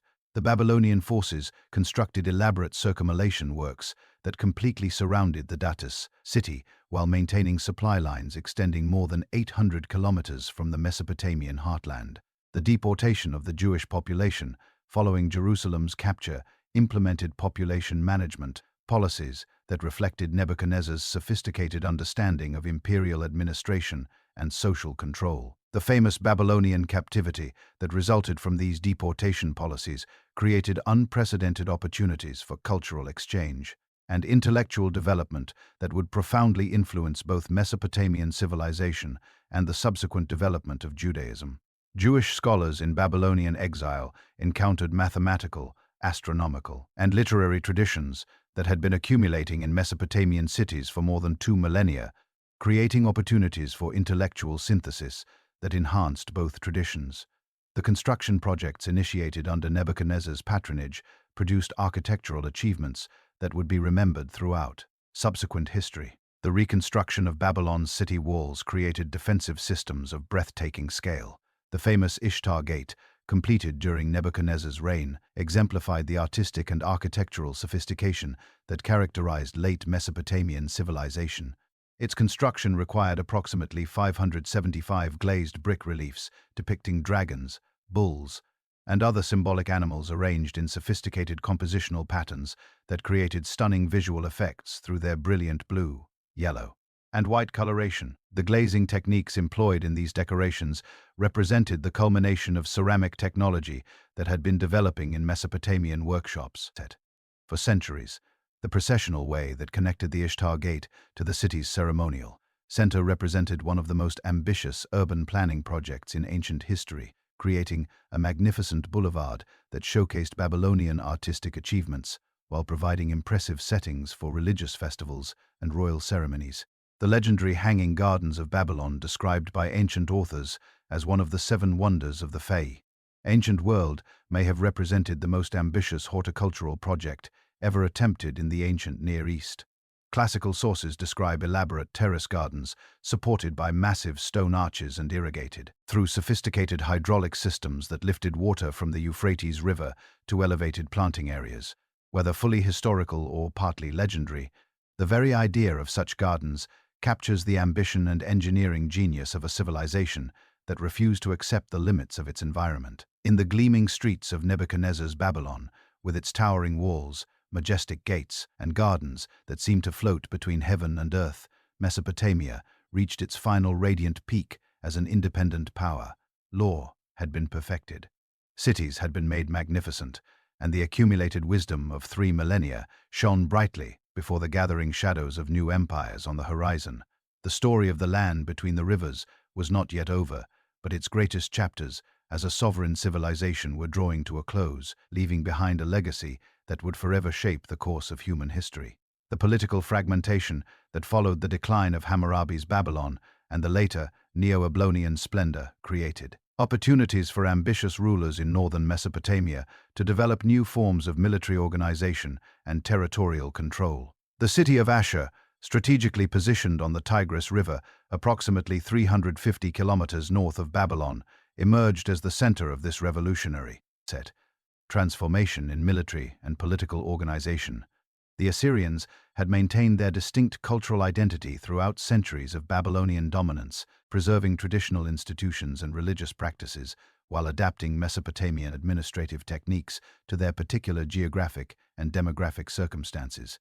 The rugged terrain of northern Mesopotamia, with its rolling hills and seasonal rivers, required different agricultural methods and settlement patterns than the flat alluvial plains of Sumer and Babylon, creating social structures that emphasize military prowess and territorial expansion rather than intensive urban development. The rise of Tiglath-Pileser III to the Assyrian throne in 745 BC marked the beginning of systematic military reforms that would transform Assyria from a regional kingdom into the most formidable military power the ancient world had yet witnessed.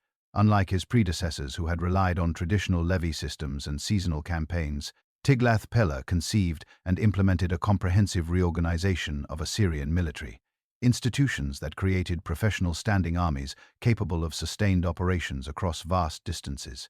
His innovations in military technology, tactical doctrine, and logistical support established the foundation for territorial expansion that would bring virtually the entire Near East under Assyrian control. The introduction of iron weapons throughout Assyrian military units represented perhaps the most significant technological advancement in ancient warfare since the development of bronze metallurgy. Iron ore deposits in the Anatolian highlands provided Assyrian craftsmen with access to raw materials that could be processed into weapons and tools with superior hardness and durability compared to bronze implements. The smelting techniques required for iron production demanded higher temperatures and more sophisticated furnace construction than bronze working, but the resulting weapons set possessed cutting edges that retained their sharpness longer and could penetrate bronze armor that had previously provided adequate protection. Assyrian metal workers developed specialized techniques for producing different grades of iron and steel that optimized weapon performance for specific military applications.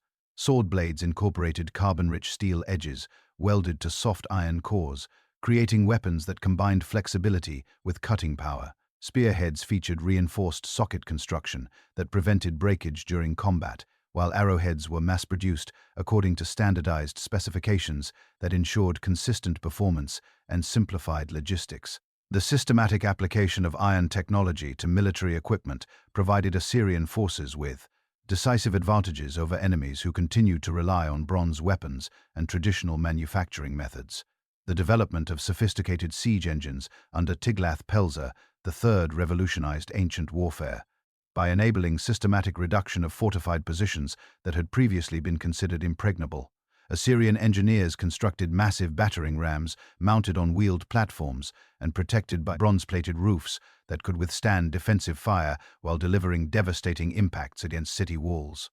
These siege engines incorporated mechanical principles that concentrated enormous force at specific points, enabling breaching of walls constructed from stone or baked brick that could resist traditional assault methods. The famous bronze reliefs from Tiglath-Pileser's palace at Nimrud provide detailed visual documentation of these siege engines in operation, showing crews of soldiers maneuvering the massive devices into position, while archers provided covering fire from protected positions. The reliefs reveal sophisticated understanding of mechanical engineering, with siege engines featuring adjustable height mechanisms, protective armor plating, and internal compartments set for crew protection. The construction of such devices required specialized craftsmen and substantial material resources, but their effectiveness in reducing enemy strongholds justified the investment by dramatically shortening siege operations. Assyrian military engineers also developed innovative techniques for undermining enemy fortifications through systematic excavation of tunnels beneath defensive walls. These operations required precise surveying to ensure tunnels reach their targets while avoiding detection by defenders, combined with engineering expertise to support excavations and prevent premature collapse. The undermining process typically concluded with the placement of combustible materials in excavated chambers, creating fires that weakened foundation stones and caused sections of walls to collapse, opening breaches that assault troops could exploit. The organization of Assyrian cavalry units represented another crucial innovation that provided tactical flexibility and striking power unavailable to armies that relied primarily on infantry formations. Unlike earlier Mesopotamian forces that had used horses primarily for pulling chariots, the Syrian military commanders developed techniques for mounted warfare that enabled cavalry units to operate independently as reconnaissance forces, pursuit troops, and mobile strike formations. The breeding programs that produced suitable war horses required substantial investment and specialized knowledge, but the resulting cavalry capabilities proved decisive in numerous campaigns. Assyrian horse breeding operations concentrated on developing animals with the size, strength, and temperament necessary for military service in diverse terrain conditions. Archaeological evidence from Assyrian sites reveals sophisticated understanding of equine genetics and training methods that produced horses superior to those available to most contemporary armies. Royal stud farms maintained detailed records of breeding lines and set training procedures, while specialized personnel developed standardized methods for breaking, training, and maintaining military horses throughout their service careers. The tactical deployment of cavalry forces required coordination with infantry and chariot units that maximized the advantages of each military arm while compensating for their respective limitations. Assyrian battle formations typically positioned cavalry on the flanks of infantry arrays, enabling mounted troops to exploit breakthrough opportunities or respond to enemy flanking movements. The mobility of cavalry units also proved invaluable for maintaining communication between different sections of extended battle lines and for pursuing defeated enemies to prevent their reorganization. The systematic organization of Assyrian chariot forces incorporated technological improvements that enhanced their effectiveness while adapting traditional designs to contemporary battlefield conditions. Assyrian chariots featured reinforced wheel construction with iron-tired rims that provided greater durability and traction, while improved suspension systems reduced crew fatigue during extended operations. The standardization of chariot dimensions and construction methods enabled mass production, techniques that equipped large numbers of units with consistent performance characteristics. Chariot crews received specialized training that emphasized coordination between drivers and warriors while developing tactical procedures for various combat situations. The integration of chariot forces with infantry and cavalry units required sophisticated command and systems that could coordinate the movements of different military arms across extended battlefields. Assyrian military manuals, preserved on uniform tablets, provide detailed instructions for chariot tactics, maintenance procedures, and crew training that demonstrate the systematic approach to military organization that characterized Assyrian armed forces. The establishment of professional intelligence networks under Tiglath-Pileser III created information gathering capabilities that provided Assyrian commanders with detailed knowledge of enemy capabilities, territorial resources, and political conditions throughout the Near East. These intelligence operations employed merchants, diplomats, and specialized agents who traveled throughout neighboring regions while collecting information about military preparations, economic conditions, and political developments that could affect Assyrian strategic planning. The intelligence reports preserved in Assyrian royal archives reveal remarkably sophisticated understanding of regional politics and military capabilities that enabled Assyrian rulers to exploit enemy weaknesses while avoiding unnecessary conflicts with powerful opponents. Detailed assessments of enemy troop strengths, fortification systems, and alliance relationships provided the foundation for strategic planning that maximized Assyrian advantages while minimizing risks and resource expenditures. The systematic collection and analysis of intelligence information represented a level of strategic sophistication that would not be equaled in ancient warfare for many centuries. Assyrian intelligence operations also included systematic efforts to destabilize enemy coalitions through diplomatic manipulation and economic pressure that weakened opposition before military campaigns began.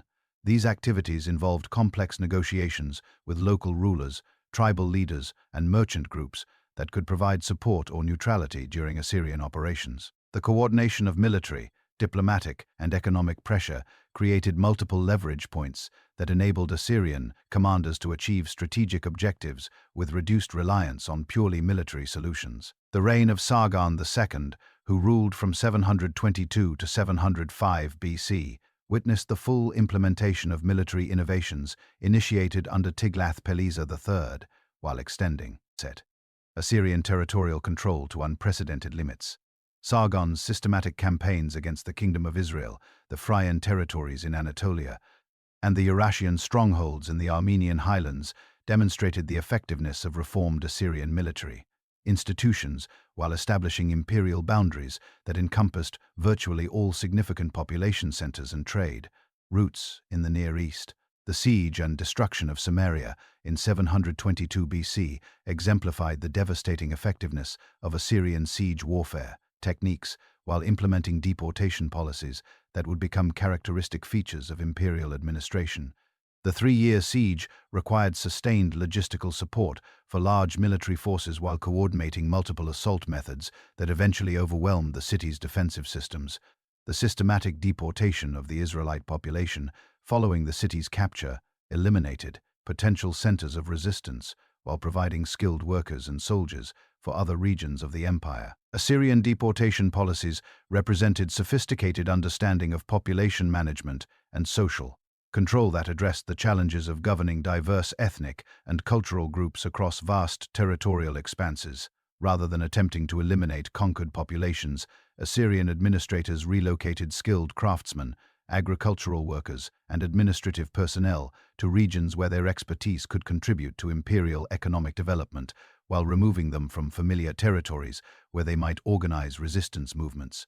The establishment of Dur-Sharrukin as Sargon's new capital demonstrated the enormous resources available to Assyrian rulers, while showcasing the architectural and engineering capabilities that characterized imperial administration. This planned city, constructed according to systematic urban design principles, covered approximately 3 square kilometers and incorporated specialized districts for governmental functions, military installations, and residential areas. The royal palace complex alone covered more than 10 hectares and included throne rooms, administrative offices, and ceremonial spaces that could accommodate the elaborate court ceremonies that reinforced royal authority. The construction of Dur-Sharrukin required coordination of massive labor forces drawn from throughout the empire, including skilled craftsmen, specialized engineers, and thousands of workers who transported materials and performed construction tasks. The project's successful completion within Sargon's 17-year reign demonstrated administrative capabilities that could mobilize and coordinate resources across vast distances while maintaining quality control standards that ensured structural integrity and architectural consistency. The reign of Ashurbanipal, who ruled from 668 to 627 BC, marked the zenith of Assyrian imperial power while witnessing revolutionary developments in scholarship and cultural preservation that would influence intellectual development throughout subsequent history. Unlike his predecessors, who had focused primarily on territorial expansion and military conquest, Ashurbanipal combined continued military success with systematic efforts to collect, preserve, and organize the accumulated knowledge of Mesopotamian civilization. The Great Library established at Nineveh under Ashurbanipal's patronage represented the most ambitious scholarly project undertaken in the ancient world, bringing together literary, religious, scientific, and historical texts from throughout Mesopotamia and beyond. Royal scribes systematically copied manuscripts from temple and palace archives throughout the empire, creating comprehensive collections that preserved works spanning more than 2 millennia of Mesopotamian intellectual development. The library's holdings included approximately 30,000 ununiform tablets organized according to systematic cataloging procedures that enabled efficient retrieval and cross-referencing. The preservation of the Epic of Gilgamesh in its most complete form exemplifies the scholarly achievements of Ashurbanipal's library project, while demonstrating the sophisticated literary analysis and editorial techniques employed by royal scribes. The epic's various versions and fragments collected from different sikhs and time periods were systematically compared and integrated to create authoritative texts that preserved ancient literary traditions while ensuring their transmission to future generations. This editorial work required detailed knowledge of Mesopotamian literary conventions, linguistic development, and historical context that enabled accurate reconstruction of damaged or incomplete manuscripts. The library's scientific collections included mathematical texts, astronomical observations, medical treatises, and technical manuals that documented the accumulated practical knowledge of Mesopotamian civilization. These works preserved computational techniques, observational data, and theoretical frameworks that represented centuries of systematic investigation and experimentation. The organization of scientific materials according to subject categories enabled scholars to access relevant information efficiently while facilitating comparative analysis and theoretical development. The administrative systems developed to manage Ashurbanipal's vast territorial holdings incorporated innovations in communication, record-keeping, and provincial governance that enabled effective control over the largest empire the world had yet seen. The establishment of standardized reporting procedures throughout imperial provinces created information networks that provided central authorities with detailed knowledge of local conditions, resource availability, and potential security threats. These communication systems required extensive infrastructure, including road networks, relay stations, and courier services that maintained regular contact between provincial governors and royal administrators. Following Ashurbanipal's death in 627 BC, the enormous territorial extent of Assyrian control began to strain under the weight of its own success, creating opportunities for ambitious rulers in Babylon to reassert their independence and establish what would become the final flowering of independent Mesopotamian civilization. The Neo-Babylonian period had already shown its brilliance under Nebuchadnezzar II, but the Assyrian colossus had left an indelible mark, a model of iron discipline, ruthless efficiency, and centralized power that future empires would study and imitate for centuries. The land between the rivers had given birth to the world's first true superpower, one whose armies marched with the certainty of divine favor and whose libraries preserved the collective memory of an entire civilization. Its fall would open the door to new masters, yet its legacy of organized might would endure long after its palaces lay in ruins. Following Ashurbanipal's death in 627 BC, the enormous territorial extent of Assyrian control began to strain under the weight of its own success, creating opportunities for ambitious rulers in Babylon to reassert their independence and establish what would become the final flowering of independent Mesopotamian civilization. The Neo-Babylonian period, spanning from 626 to 539 BC, witnessed architectural achievements and cultural developments that surpassed even the greatest accomplishments of earlier Mesopotamian civilizations, while demonstrating the accumulated technological and administrative expertise of nearly 3 millennia of urban development. Nebuchadnezzar II ascended to the Babylonian throne in 605 BC, following his father Nabopolassar's successful rebellion against Assyrian control and the subsequent destruction of Nineveh in 612 BC. Unlike previous Mesopotamian rulers who had inherited established kingdoms, Nebuchadnezzar faced the enormous challenge of rebuilding Babylonian power from the ruins of Assyrian collapse while competing with emerging powers, including the Median Empire in Iran and the expanding influence of Egypt under the 26th dynasty. His 43-year reign would transform Babylon into the most magnificent city the ancient world had ever witnessed, while establishing cultural and architectural standards that would influence urban development throughout subsequent history. The military campaigns that established Nebuchadnezzar's territorial control required adaptation of traditional Mesopotamian warfare techniques to address the changed strategic environment of the early 6th century BC. The collapse of Assyrian power had created a complex political landscape where multiple regional powers competed for control over crucial trade routes and agricultural territories. While new military technologies and tactical innovations demanded flexible responses from Babylonian commanders, Nebuchadnezzar's forces incorporated iron weapons and siege engines inherited from Assyrian military traditions while developing new approaches to cavalry, warfare, and fortification construction that reflected contemporary battlefield conditions. The Siege of Jerusalem in 597 BC demonstrated the sophisticated siege warfare capabilities that Nebuchadnezzar's engineers had, developed through systematic study of Assyrian military techniques combined with their own innovations in siege engineering. The Babylonian forces constructed elaborate circumvallation works that completely surrounded the city while maintaining supply lines extending more than 800 kilometers from the Mesopotamian heartland. These engineering projects required precise surveying and construction techniques that enabled the creation of temporary military installations capable of supporting large armies throughout extended siege operations. The siege engines employed during the Jerusalem campaign incorporated mechanical improvements that enhanced their effectiveness against the advanced fortification systems that had been constructed throughout the Levant during the preceding centuries of Assyrian expansion. Babylonian battering rams featured reinforced bronze heads mounted on wheeled platforms protected by leather and metal, armor that could withstand defensive fire while delivering concentrated force against specific sections of city walls.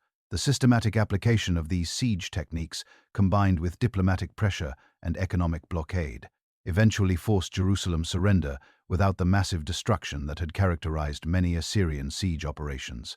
The deportation of the Jewish population set. Following Jerusalem's capture, implemented population management policies that reflected Nebuchadnezzar's sophisticated understanding of imperial administration and social control. Rather than simply eliminating conquered populations, Babylonian administrators relocated skilled craftsmen, religious leaders, and educated individuals to Mesopotamia, where their expertise could contribute to imperial development projects while removing them from familiar territories where they might organize resistance movements. This systematic approach to population management created diverse urban communities that enhanced Babylonian cultural and intellectual life while providing the specialized skills necessary for ambitious construction projects. The famous Babylonian captivity that resulted from these deportation policies created unprecedented opportunities for cultural exchange and intellectual development that would profoundly influence both Mesopotamian civilization and the subsequent development of Judaism. The relocated Jewish communities brought with them sophisticated theological concepts, literary traditions, and historical perspectives that enriched Babylonian intellectual life while adapting their own cultural practices to Mesopotamian urban environments. The synthesis of Jewish and Babylonian traditions during this period produced religious and philosophical developments that would influence spiritual thinking throughout subsequent history. Jewish scholars in Babylonian exile encountered mathematical, astronomical, and literary traditions that had been accumulating in Mesopotamian cities for more than 2 millennia, creating opportunities for intellectual synthesis that enhanced both traditions. The complex theological questions raised by exile and cultural displacement stimulated sophisticated theological reflection that produced new approaches to understanding divine justice, historical causation, and individual responsibility. These intellectual developments would profoundly influence the subsequent development of Jewish thought, while contributing to the cosmopolitan intellectual environment that characterized Nebuchadnezzar's Babylon. The construction projects initiated under Nebuchadnezzar's patronage required coordination of massive labor forces and material resources that tested the limits of Babylonian administrative capabilities while producing architectural achievements that would be remembered throughout subsequent history. The reconstruction of Babylon's city walls created defensive systems that incorporated the latest developments in military engineering while providing impressive visual symbols of royal power and urban prosperity. These massive fortifications, constructed from millions of baked bricks, extended for approximately 18 kilometers around the expanded city and incorporated defensive towers, gates, and internal compartments that could withstand the most advanced siege techniques available to contemporary armies. The famous Ishtar Gate, completed during Nebuchadnezzar's reign, exemplified the artistic and architectural sophistication that characterized late Mesopotamian civilization while demonstrating the technical capabilities that enabled the creation of monumental structures with unprecedented decorative complexity. The gate's construction required approximately 575 glazed brick reliefs depicting dragons, bulls, and other symbolic animals arranged in sophisticated compositional patterns that created stunning visual effects through their brilliant blue, yellow, and white coloration. The glazing techniques employed in these decorations represented the culmination of ceramic technology that had been developing in Mesopotamian workshops for centuries. The production of glazed bricks for the Ishtar Gate required mastery of complex chemical processes that combined silica, alkali, and metallic compounds in precise proportions to create durable ceramic surfaces with consistent coloration and weather resistance. Babylonian craftsmen developed specialized kilns that could maintain the high temperatures necessary for proper glazing while providing controlled atmospheric conditions that ensured uniform results across thousands of individual brick components. The standardization of production techniques enabled the creation of large-scale decorative programs with consistent quality and visual coherence. The processional way that connected the Ishtar Gate to the city's ceremonial center represented one of the most ambitious urban planning projects in ancient history, creating a magnificent boulevard that showcased Babylonian artistic achievements while providing impressive settings for religious festivals and royal ceremonies. The roadway extended for approximately 1 kilometer through the heart of the city and featured walls decorated with glazed brick reliefs depicting lions, the sacred animal of the goddess Ishtar. These decorative programs required the production and installation of more than 1,000 individual relief panels, each crafted according to precise artistic specifications that ensured visual consistency throughout the extended composition. The engineering challenges involved in constructing the processional way required sophisticated understanding of urban drainage, foundation construction, and traffic management that enabled the creation of durable roadways capable of supporting heavy ceremonial processions while maintaining their decorative integrity. The roadway's foundation incorporated multiple layers of stone, gravel, and bitumen that provided stable support for the massive stone paving blocks while preventing water damage from seasonal flooding. The precise grading and drainage systems ensured that surface water was efficiently channeled away from decorative elements while maintaining smooth surfaces suitable for ceremonial use. The legendary Hanging Gardens of Babylon, described by ancient authors as one of the 7 wonders of the ancient world, may have represented the most ambitious horticultural project ever attempted in the ancient Near East, though their historical existence remains a subject of scholarly debate. Classical sources describe elaborate terrace gardens supported by massive stone arches and irrigated through sophisticated hydraulic systems that lifted water from the Euphrates River to elevated planting areas. The engineering challenges involved in such a project would have required innovations in structural design, water management, and agricultural techniques that pushed Mesopotamian technical capabilities to their absolute limits. Archaeological investigations at Babylon have failed to identify definitive remains of the Hanging Gardens, leading some scholars to suggest that the classical descriptions may represent confused accounts of gardens constructed at other Mesopotamian cities or entirely legendary creations. However, the sophisticated irrigation technologies and architectural capabilities demonstrated by other Nebuchadnezzar construction projects suggest that Babylonian engineers possessed the technical expertise necessary for such ambitious horticultural undertakings. The debate over the garden's historical existence reflects the broader challenge of reconciling classical literary sources with archaeological evidence in ancient Near Eastern studies.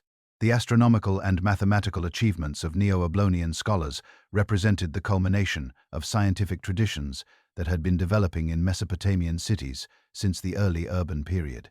Babylonian astronomers developed systematic methods for predicting planetary positions, lunar eclipses, and seasonal variations that enabled the creation of accurate ephemeris tables used throughout the ancient world for calendar calculations and agricultural planning. These predictive capabilities required mathematical techniques that incorporated sophisticated understanding of cyclical patterns, numerical relationships, and computational procedures that would influence scientific development for centuries. The development of mathematical astronomy during Nebuchadnezzar's reign built upon earlier Mesopotamian observational traditions, while introducing new theoretical frameworks that enabled more precise predictions of celestial phenomena. Babylonian astronomers discovered that planetary motions could be described through mathematical functions that related position changes to time intervals, creating the foundation for quantitative approaches to astronomical prediction. These mathematical techniques required computational capabilities that pushed Mesopotamian mathematics to new levels of sophistication, while establishing methodological precedents that would influence Greek scientific development. The creation of detailed ephemeris tables that predicted lunar positions, planetary conjunctions, and eclipse cycles required systematic observations extending over multiple decades, combined with mathematical analysis techniques that could identify recurring patterns within complex data sets. Babylonian astronomers maintained detailed observational records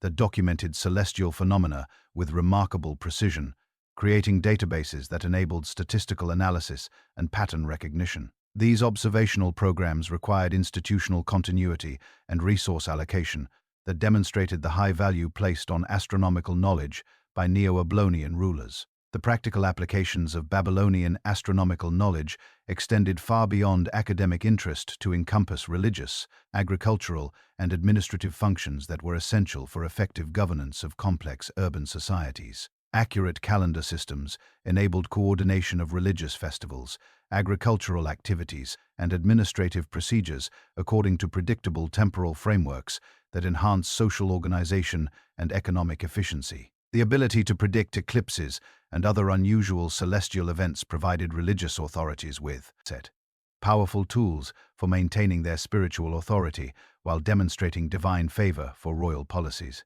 The mathematical innovations developed by Neo-Babylonian scholars to support astronomical calculations included advances in numerical computation, geometric analysis, and algebraic problem-solving that represented significant theoretical achievements.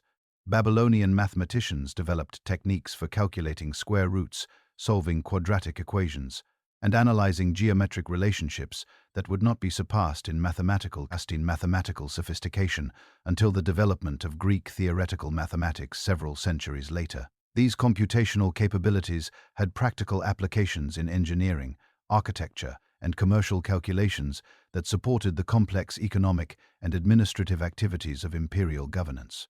The influence of Neo-Babylonian mathematical and astronomical achievements extended throughout the ancient world through trade relationships, diplomatic contacts, and scholarly exchanges that disseminated Mesopotamian knowledge to Greek, Persian, and other intellectual traditions.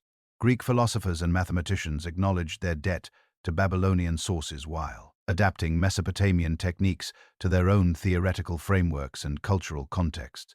The transmission of Mesopotamian scientific knowledge to Greek scholars established intellectual continuity that would influence scientific development throughout the classical period and beyond. The administrative systems developed to manage Nebuchadnezzar's territorial holdings incorporated innovations in record-keeping, communication, and resource management that enabled effective governance of diverse populations across extensive territories. The standardization of weights, measures, and currency throughout Babylonian territories facilitated interregional commerce while reducing transaction costs and commercial disputes. Royal workshops produced high-quality craft goods that were traded throughout the Near East, generating revenues that supplemented agricultural taxation and tribute payments from conquered territories. The economic prosperity and cultural magnificence achieved during Nebuchadnezzar's reign created the final flowering of independent Mesopotamian civilization. But the enormous resources devoted to monumental construction and urban development could not address the fundamental strategic vulnerabilities that would ultimately enable foreign conquest. The death of Nebuchadnezzar in 562 BC initiated a period of political instability and dynastic conflict that weakened Babylonian military capabilities. While external threats from the expanding Persian Empire under Cyrus the Great grew increasingly formidable, the sophisticated administrative systems and cultural achievements that had made Babylon the wonder of the ancient world would prove insufficient to maintain independence against the revolutionary military and political innovations that characterized Persian imperial expansion. The rise of Cyrus the Great to power in Persia around 559 BC introduced a fundamentally different approach to imperial organization that combined military effectiveness with administrative flexibility and cultural tolerance. Unlike previous Near Eastern empires that had relied primarily on military coercion and cultural assimilation to maintain control over conquered territories, the Persian system incorporated local traditions and governmental structures while establishing overarching imperial frameworks that coordinated diverse populations and regions. This innovative approach to imperial administration would prove devastatingly effective against traditional Mesopotamian political systems that had been optimized for governing culturally homogeneous urban populations rather than vast multi-ethnic territories. Persian military innovations built upon centuries of nomadic warfare traditions from the Iranian plateau while incorporating the most effective techniques developed by previous Near Eastern civilizations. Persian cavalry units possessed superior mobility and tactical flexibility compared to Mesopotamian forces that continued to rely heavily on infantry formations and siege warfare techniques. The Persian military system emphasized rapid deployment, strategic deception, and coordinated attacks by combined arms formations that could exploit enemy weaknesses while avoiding prolonged engagements that favored defensive positions. The famous Persian mounted archers combined the mobility advantages of cavalry warfare with the long-range striking power that had characterized earlier Mesopotamian military innovations. These units could engage enemy formations at distances that prevented effective retaliation, while maintaining the tactical flexibility to withdraw rapidly if faced with superior opposition. The systematic training and equipment standardization that characterized Persian military organization enabled these cavalry forces to operate effectively across diverse terrain conditions while maintaining consistent tactical capabilities. Throughout extended campaigns, Persian siege warfare techniques incorporated innovations developed through systematic study of Syrian and Babylonian military engineering while adapting these methods to Persian strategic preferences. For rapid conquest, rather than prolonged investment operations, Persian engineers developed portable siege equipment that could be quickly assembled and deployed against enemy fortifications, enabling faster reduction of defensive positions while minimizing the logistical burden of extended siege operations. The combination of superior mobility with effective siege capabilities provided Persian commanders with tactical options that previous Near Eastern armies had been unable to achieve. The internal political conflicts that plagued Babylon following Nebuchadnezzar's death created opportunities for Persian intelligence operations and diplomatic manipulation that weakened Babylonian resistance before military campaigns began. Nabonidus, who became king of Babylon in 556 BC, implemented religious policies that alienated traditional Mesopotamian priesthoods while pursuing archaeological and antiquarian interests that diverted resources from military preparation and frontier defense. His extended residence at the oasis city of Tamar in northwestern Arabia removed him from direct oversight of Babylonian governmental functions while creating power vacuums that ambitious provincial governors and religious leaders attempted to fill. The religious controversies initiated by Nabonidus centered on his promotion of the moon god Sin at the expense of Marduk, the traditional patron deity of Babylon, whose cult had provided the religious legitimacy for Babylonian royal authority throughout the Neo-Assyrian period. This theological innovation challenged fundamental aspects of Mesopotamian religious tradition while undermining the ceremonial relationships between royal authority and divine sanction that had been carefully maintained by previous rulers. The resulting conflicts with Babylonian priesthoods created internal opposition that Persian agents could exploit through diplomatic contacts and financial inducements. The Persian conquest of Lydia in 546 BC demonstrated the effectiveness of Cyrus's military innovations while establishing Persian control over crucial trade routes connecting Mesopotamia with Anatolia and the eastern Mediterranean. The defeat of Croesus, the legendary wealthy king of Lydia, sent shockwaves throughout the Near East and demonstrated that traditional defensive strategies were inadequate against Persian tactical innovations. The rapid collapse of Lydian resistance encouraged other regional powers to seek accommodation with Persian expansion rather than risk similar military disasters. The systematic Persian advance toward Mesopotamian territories proceeded through careful diplomatic preparation. That isolated Babylon from potential allies while encouraging internal opposition to Nabonidus' unpopular policies. Persian agents established contact with disaffected Babylonian nobles, provincial governors, and religious leaders who viewed Cyrus as a potential liberator from Nabonidus' controversial rule rather than a foreign conqueror. This diplomatic groundwork enabled Persian forces to advance through Mesopotamian territories without encountering the fierce resistance that had characterized previous foreign invasions. The famous Cyrus cylinder discovered at Babylon and dating to 539 BC provides detailed documentation of Persian propaganda, techniques that portrayed Cyrus as a legitimate ruler chosen by Marduk to restore proper religious observances and governmental practices. The cylinder's text emphasizes Cyrus's respect for Babylonian religious traditions and his commitment to maintaining established cultural institutions, while presenting Nabonidus as an impious ruler who had violated divine will through his religious innovations. This sophisticated propaganda campaign created ideological justification for Persian conquest while encouraging Babylonian cooperation with the new imperial administration. The actual conquest of Babylon in October 539 BC occurred with remarkably little military resistance, reflecting the effectiveness of Persian diplomatic preparation and the extent of internal opposition to Nabonidus' rule. Contemporary sources describe the Persian army entering the city without battle while Nabonidus fled to avoid capture. The rapid and relatively peaceful transition of power enabled Cyrus to present himself as a liberator rather than a conqueror, facilitating the integration of Mesopotamian territories into the Persian Empire while preserving the administrative and economic systems that had made Babylon prosperous. The Persian administrative system implemented in Mesopotamia incorporated existing Babylonian governmental structures while establishing imperial oversight mechanisms that ensured compliance with Persian policies and resource extraction requirements. Local administrators retained responsibility for day-to-day governmental functions, while Persian governors monitored activities and coordinated regional policies with imperial objectives. This flexible approach to provincial administration enabled efficient governance while minimizing cultural conflicts that could destabilize imperial control. The integration of Mesopotamian territories into the Persian Empire created unprecedented opportunities for cultural exchange and intellectual development that would influence civilization throughout the ancient world. Persian imperial policies actively encouraged the preservation and transmission of local cultural traditions, while facilitating communication between different regions and peoples within the empire. The cosmopolitan environment created by Persian administration enabled scholars, craftsmen, and merchants from diverse backgrounds to interact and exchange knowledge in ways that had been impossible under previous imperial systems.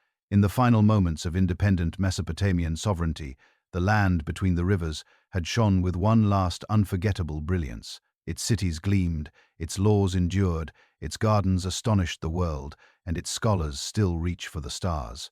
When the Persian forces entered Babylon's gates, almost without bloodshed, an era that had lasted nearly 3,000 years came to a quiet, dignified close. Yet the civilization that had given birth to cities, writing, law, science, and empire did not vanish. It simply stepped into a larger story, one that would carry its gifts across continents and centuries, ensuring that the voices of the people between the Tigris and Euphrates would never fall silent. The Persian conquest of Babylon in October 539 BC marked not the destruction of Mesopotamian civilization, but rather its transformation and integration into broader set patterns of cultural development that would carry its achievements throughout the ancient world and beyond. The sophisticated governmental institutions, technological innovations, intellectual achievements, and cultural traditions that had developed over nearly 3 millennia of Mesopotamian urban civilization provided crucial prior foundations for subsequent human development while establishing precedents and principles that continue to influence modern society. The gradual decline of uniform writing and Mesopotamian languages began almost immediately following the Persian conquest. Though this transformation occurred through gradual cultural change rather than deliberate imperial policy, Aramaic, which had been spreading throughout the Near East as a commercial lingua franca for several centuries, possessed practical advantages that made it increasingly attractive for administrative and commercial communications. The alphabetic Aramaic writing system required far less training than ununiform literacy, while enabling more efficient record-keeping and correspondence across the diverse linguistic communities of the Persian Empire. The Persian imperial administration adopted Aramaic as the official language for governmental communications throughout the empire, creating practical incentives for Mesopotamian administrators, merchants, and educated individuals to develop Aramaic literacy rather than maintaining traditional Cuneiform skills. Persian provincial governors communicated with imperial authorities in Aramaic, while commercial documents increasingly employed Aramaic scripts that could be understood by trading partners throughout the empire. This systematic adoption of Aramaic for practical communications gradually reduced the functional importance of uniform writing in daily life. The educational systems that had preserved and transmitted ununiform literacy for more than 3 millennia began to contract as demand for traditional scribble skills declined in favor of Aramaic competency.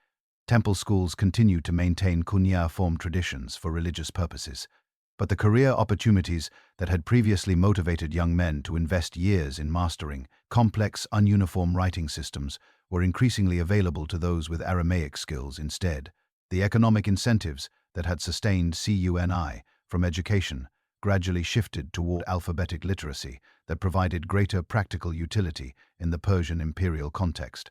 The transformation of Mesopotamian linguistic practices occurred over several generations rather than through immediate replacement, creating transitional periods where both cuneiform and Aramaic systems operated simultaneously within different social and institutional contexts. Religious ceremonies, legal documents, and scholarly texts continued to employ uniform writing for centuries after the Persian conquest, while commercial transactions, administrative correspondence, and diplomatic communications increasingly utilized Aramaic scripts. This gradual transition preserved important aspects of Mesopotamian cultural tradition while adapting to changing practical requirements. The preservation and transmission of Mesopotamian knowledge through Persian, Greek, and later Islamic scholars ensured that the intellectual achievements of nearly 3 millennia of urban civilization would continue to influence human development long after uniform writing had disappeared from daily use. Persian administrators recognized the value of Mesopotamian expertise in mathematics, astronomy, engineering, and medicine, actively supporting the translation of important texts into Aramaic and other languages that could be accessed by scholars throughout the empire. These translation projects preserved crucial knowledge while making it available to new generations of scholars who lacked uniform literacy. The mathematical traditions developed in Mesopotamian cities provided the foundation for Persian administrative systems that required sophisticated computational capabilities for taxation, resource management, and territorial administration. Babylonian mathematical techniques for calculating areas, volumes, and proportional relationships proved essential for managing the complex economic activities of imperial governance while enabling precise measurement and allocation of resources across vast territories. Persian administrators adopted and adapted these mathematical methods while transmitting they to other regions of the empire where they influenced local computational traditions. Mesopotamian astronomical knowledge proved particularly valuable for Persian imperial administration, which required accurate calendar systems and predictive capabilities for coordinating activities across diverse climatic and cultural regions. Babylonian ephemeris tables that predicted lunar phases, planetary positions, and seasonal variations enabled Persian administrators to maintain consistent chronological frameworks throughout the empire while accommodating local calendar traditions. The systematic observation and mathematical analysis techniques developed by Mesopotamian astronomers provided models for scientific investigation that would influence intellectual development throughout the Persian period and beyond. The engineering expertise accumulated through millennia of Mesopotamian urban development proved invaluable for Persian construction projects and infrastructure development throughout the empire. Mesopotamian techniques for irrigation system design, architectural construction, and urban planning provided technical knowledge that enabled Persian administrators to develop new cities and agricultural territories while maintaining existing urban centers. The systematic approach to engineering problem-solving that characterized Mesopotamian technical traditions influenced Persian infrastructure projects from Pippolis to the Indus Valley. Greek scholars who encountered Mesopotamian intellectual traditions through Persian imperial networks began systematic efforts to understand and adapt these knowledge systems to Greek theoretical frameworks and cultural contexts. The mathematical and astronomical achievements of Babylonian scholars provided crucial foundations for Greek scientific development, while Mesopotamian literary traditions influenced Greek historical writing and philosophical speculation. The transmission of Mesopotamian knowledge to Greek intellectual centers established continuity between ancient Nearest Eastern and classical Mediterranean civilizations that would prove crucial for preserving ancient achievements. The conquest of the Persian Empire by Alexander the Great in 331 BC created new opportunities for cultural synthesis and knowledge transmission that further disseminated Mesopotamian intellectual achievements throughout the Hellenistic world. Greek scholars working in Alexandria, Antioch, and other Hellenistic centers gained direct access to Mesopotamian texts and traditions while contributing their own theoretical innovations to the accumulated body of ancient knowledge. This intellectual synthesis created new approaches to mathematics, astronomy, and natural philosophy that incorporated the best elements of both traditions. Islamic scholars during the medieval period undertook systematic translation projects that preserved crucial Mesopotamian texts while adapting ancient knowledge to Islamic intellectual frameworks and practical requirements. The House of Wisdom in Baghdad, established during the 9th century AD, became a major center for translating and studying ancient texts from various traditions, including important Mesopotamian works on mathematics, astronomy, and medicine. These translation efforts ensured that key aspects of Mesopotamian intellectual achievement would continue to influence human development throughout the Islamic period and beyond.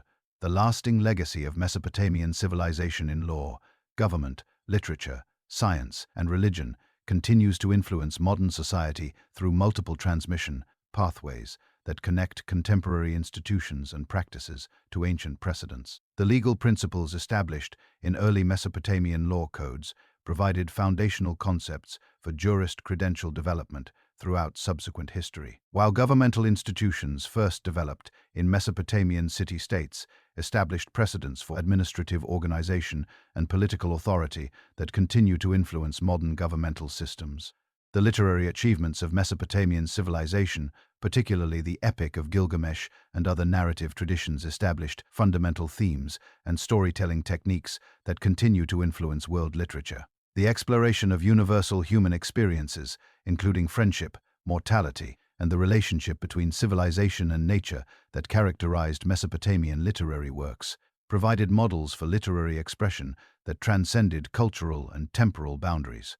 Modern readers continue to find relevance and meaning in these ancient narratives, demonstrating the enduring power of Mesopotamian literary achievement. The scientific methods and observational techniques developed by Mesopotamian scholars established precedents for systematic investigation and mathematical analysis that provided crucial foundations for subsequent scientific development. The quantitative approaches to astronomical observation, mathematical computation, and engineering problem-solving that characterized Mesopotamian intellectual traditions established methodological principles that continue to influence scientific investigation. Modern mathematics, astronomy, and engineering retain fundamental concepts and techniques that can be traced directly to Mesopotamian origins. The religious and philosophical concepts developed in Mesopotamian civilization provided crucial foundations for subsequent theological and philosophical development throughout the ancient world and beyond. The sophisticated understanding of divine human relationships, moral responsibility, and cosmic order that characterize Mesopotamian religious thought influenced the development of Judaism, Christianity, and Islam, while contributing to philosophical traditions that continue to shape human understanding of fundamental existential questions. The urban planning principles, architectural techniques, and engineering solutions developed in Mesopotamian cities established precedents for city design and infrastructure development that continue to influence modern urban development. The systematic approaches to water management, transportation networks, and public space organization that characterize Mesopotamian urban planning provided models that have been adapted and refined throughout subsequent history while remaining fundamentally relevant to contemporary challenges of urban development and resource management. Thus, the Persian conquest of Babylon in 539 BC marked not the end, but the beginning of a new phase in the transmission and adaptation of ancient achievements that would ensure their continued relevance throughout subsequent history. The cuneiform tablets that lay buried in the ruins of ancient cities would eventually be rediscovered by modern archaeologists, providing direct access to the voices and experiences of humanity's first urban civilizations.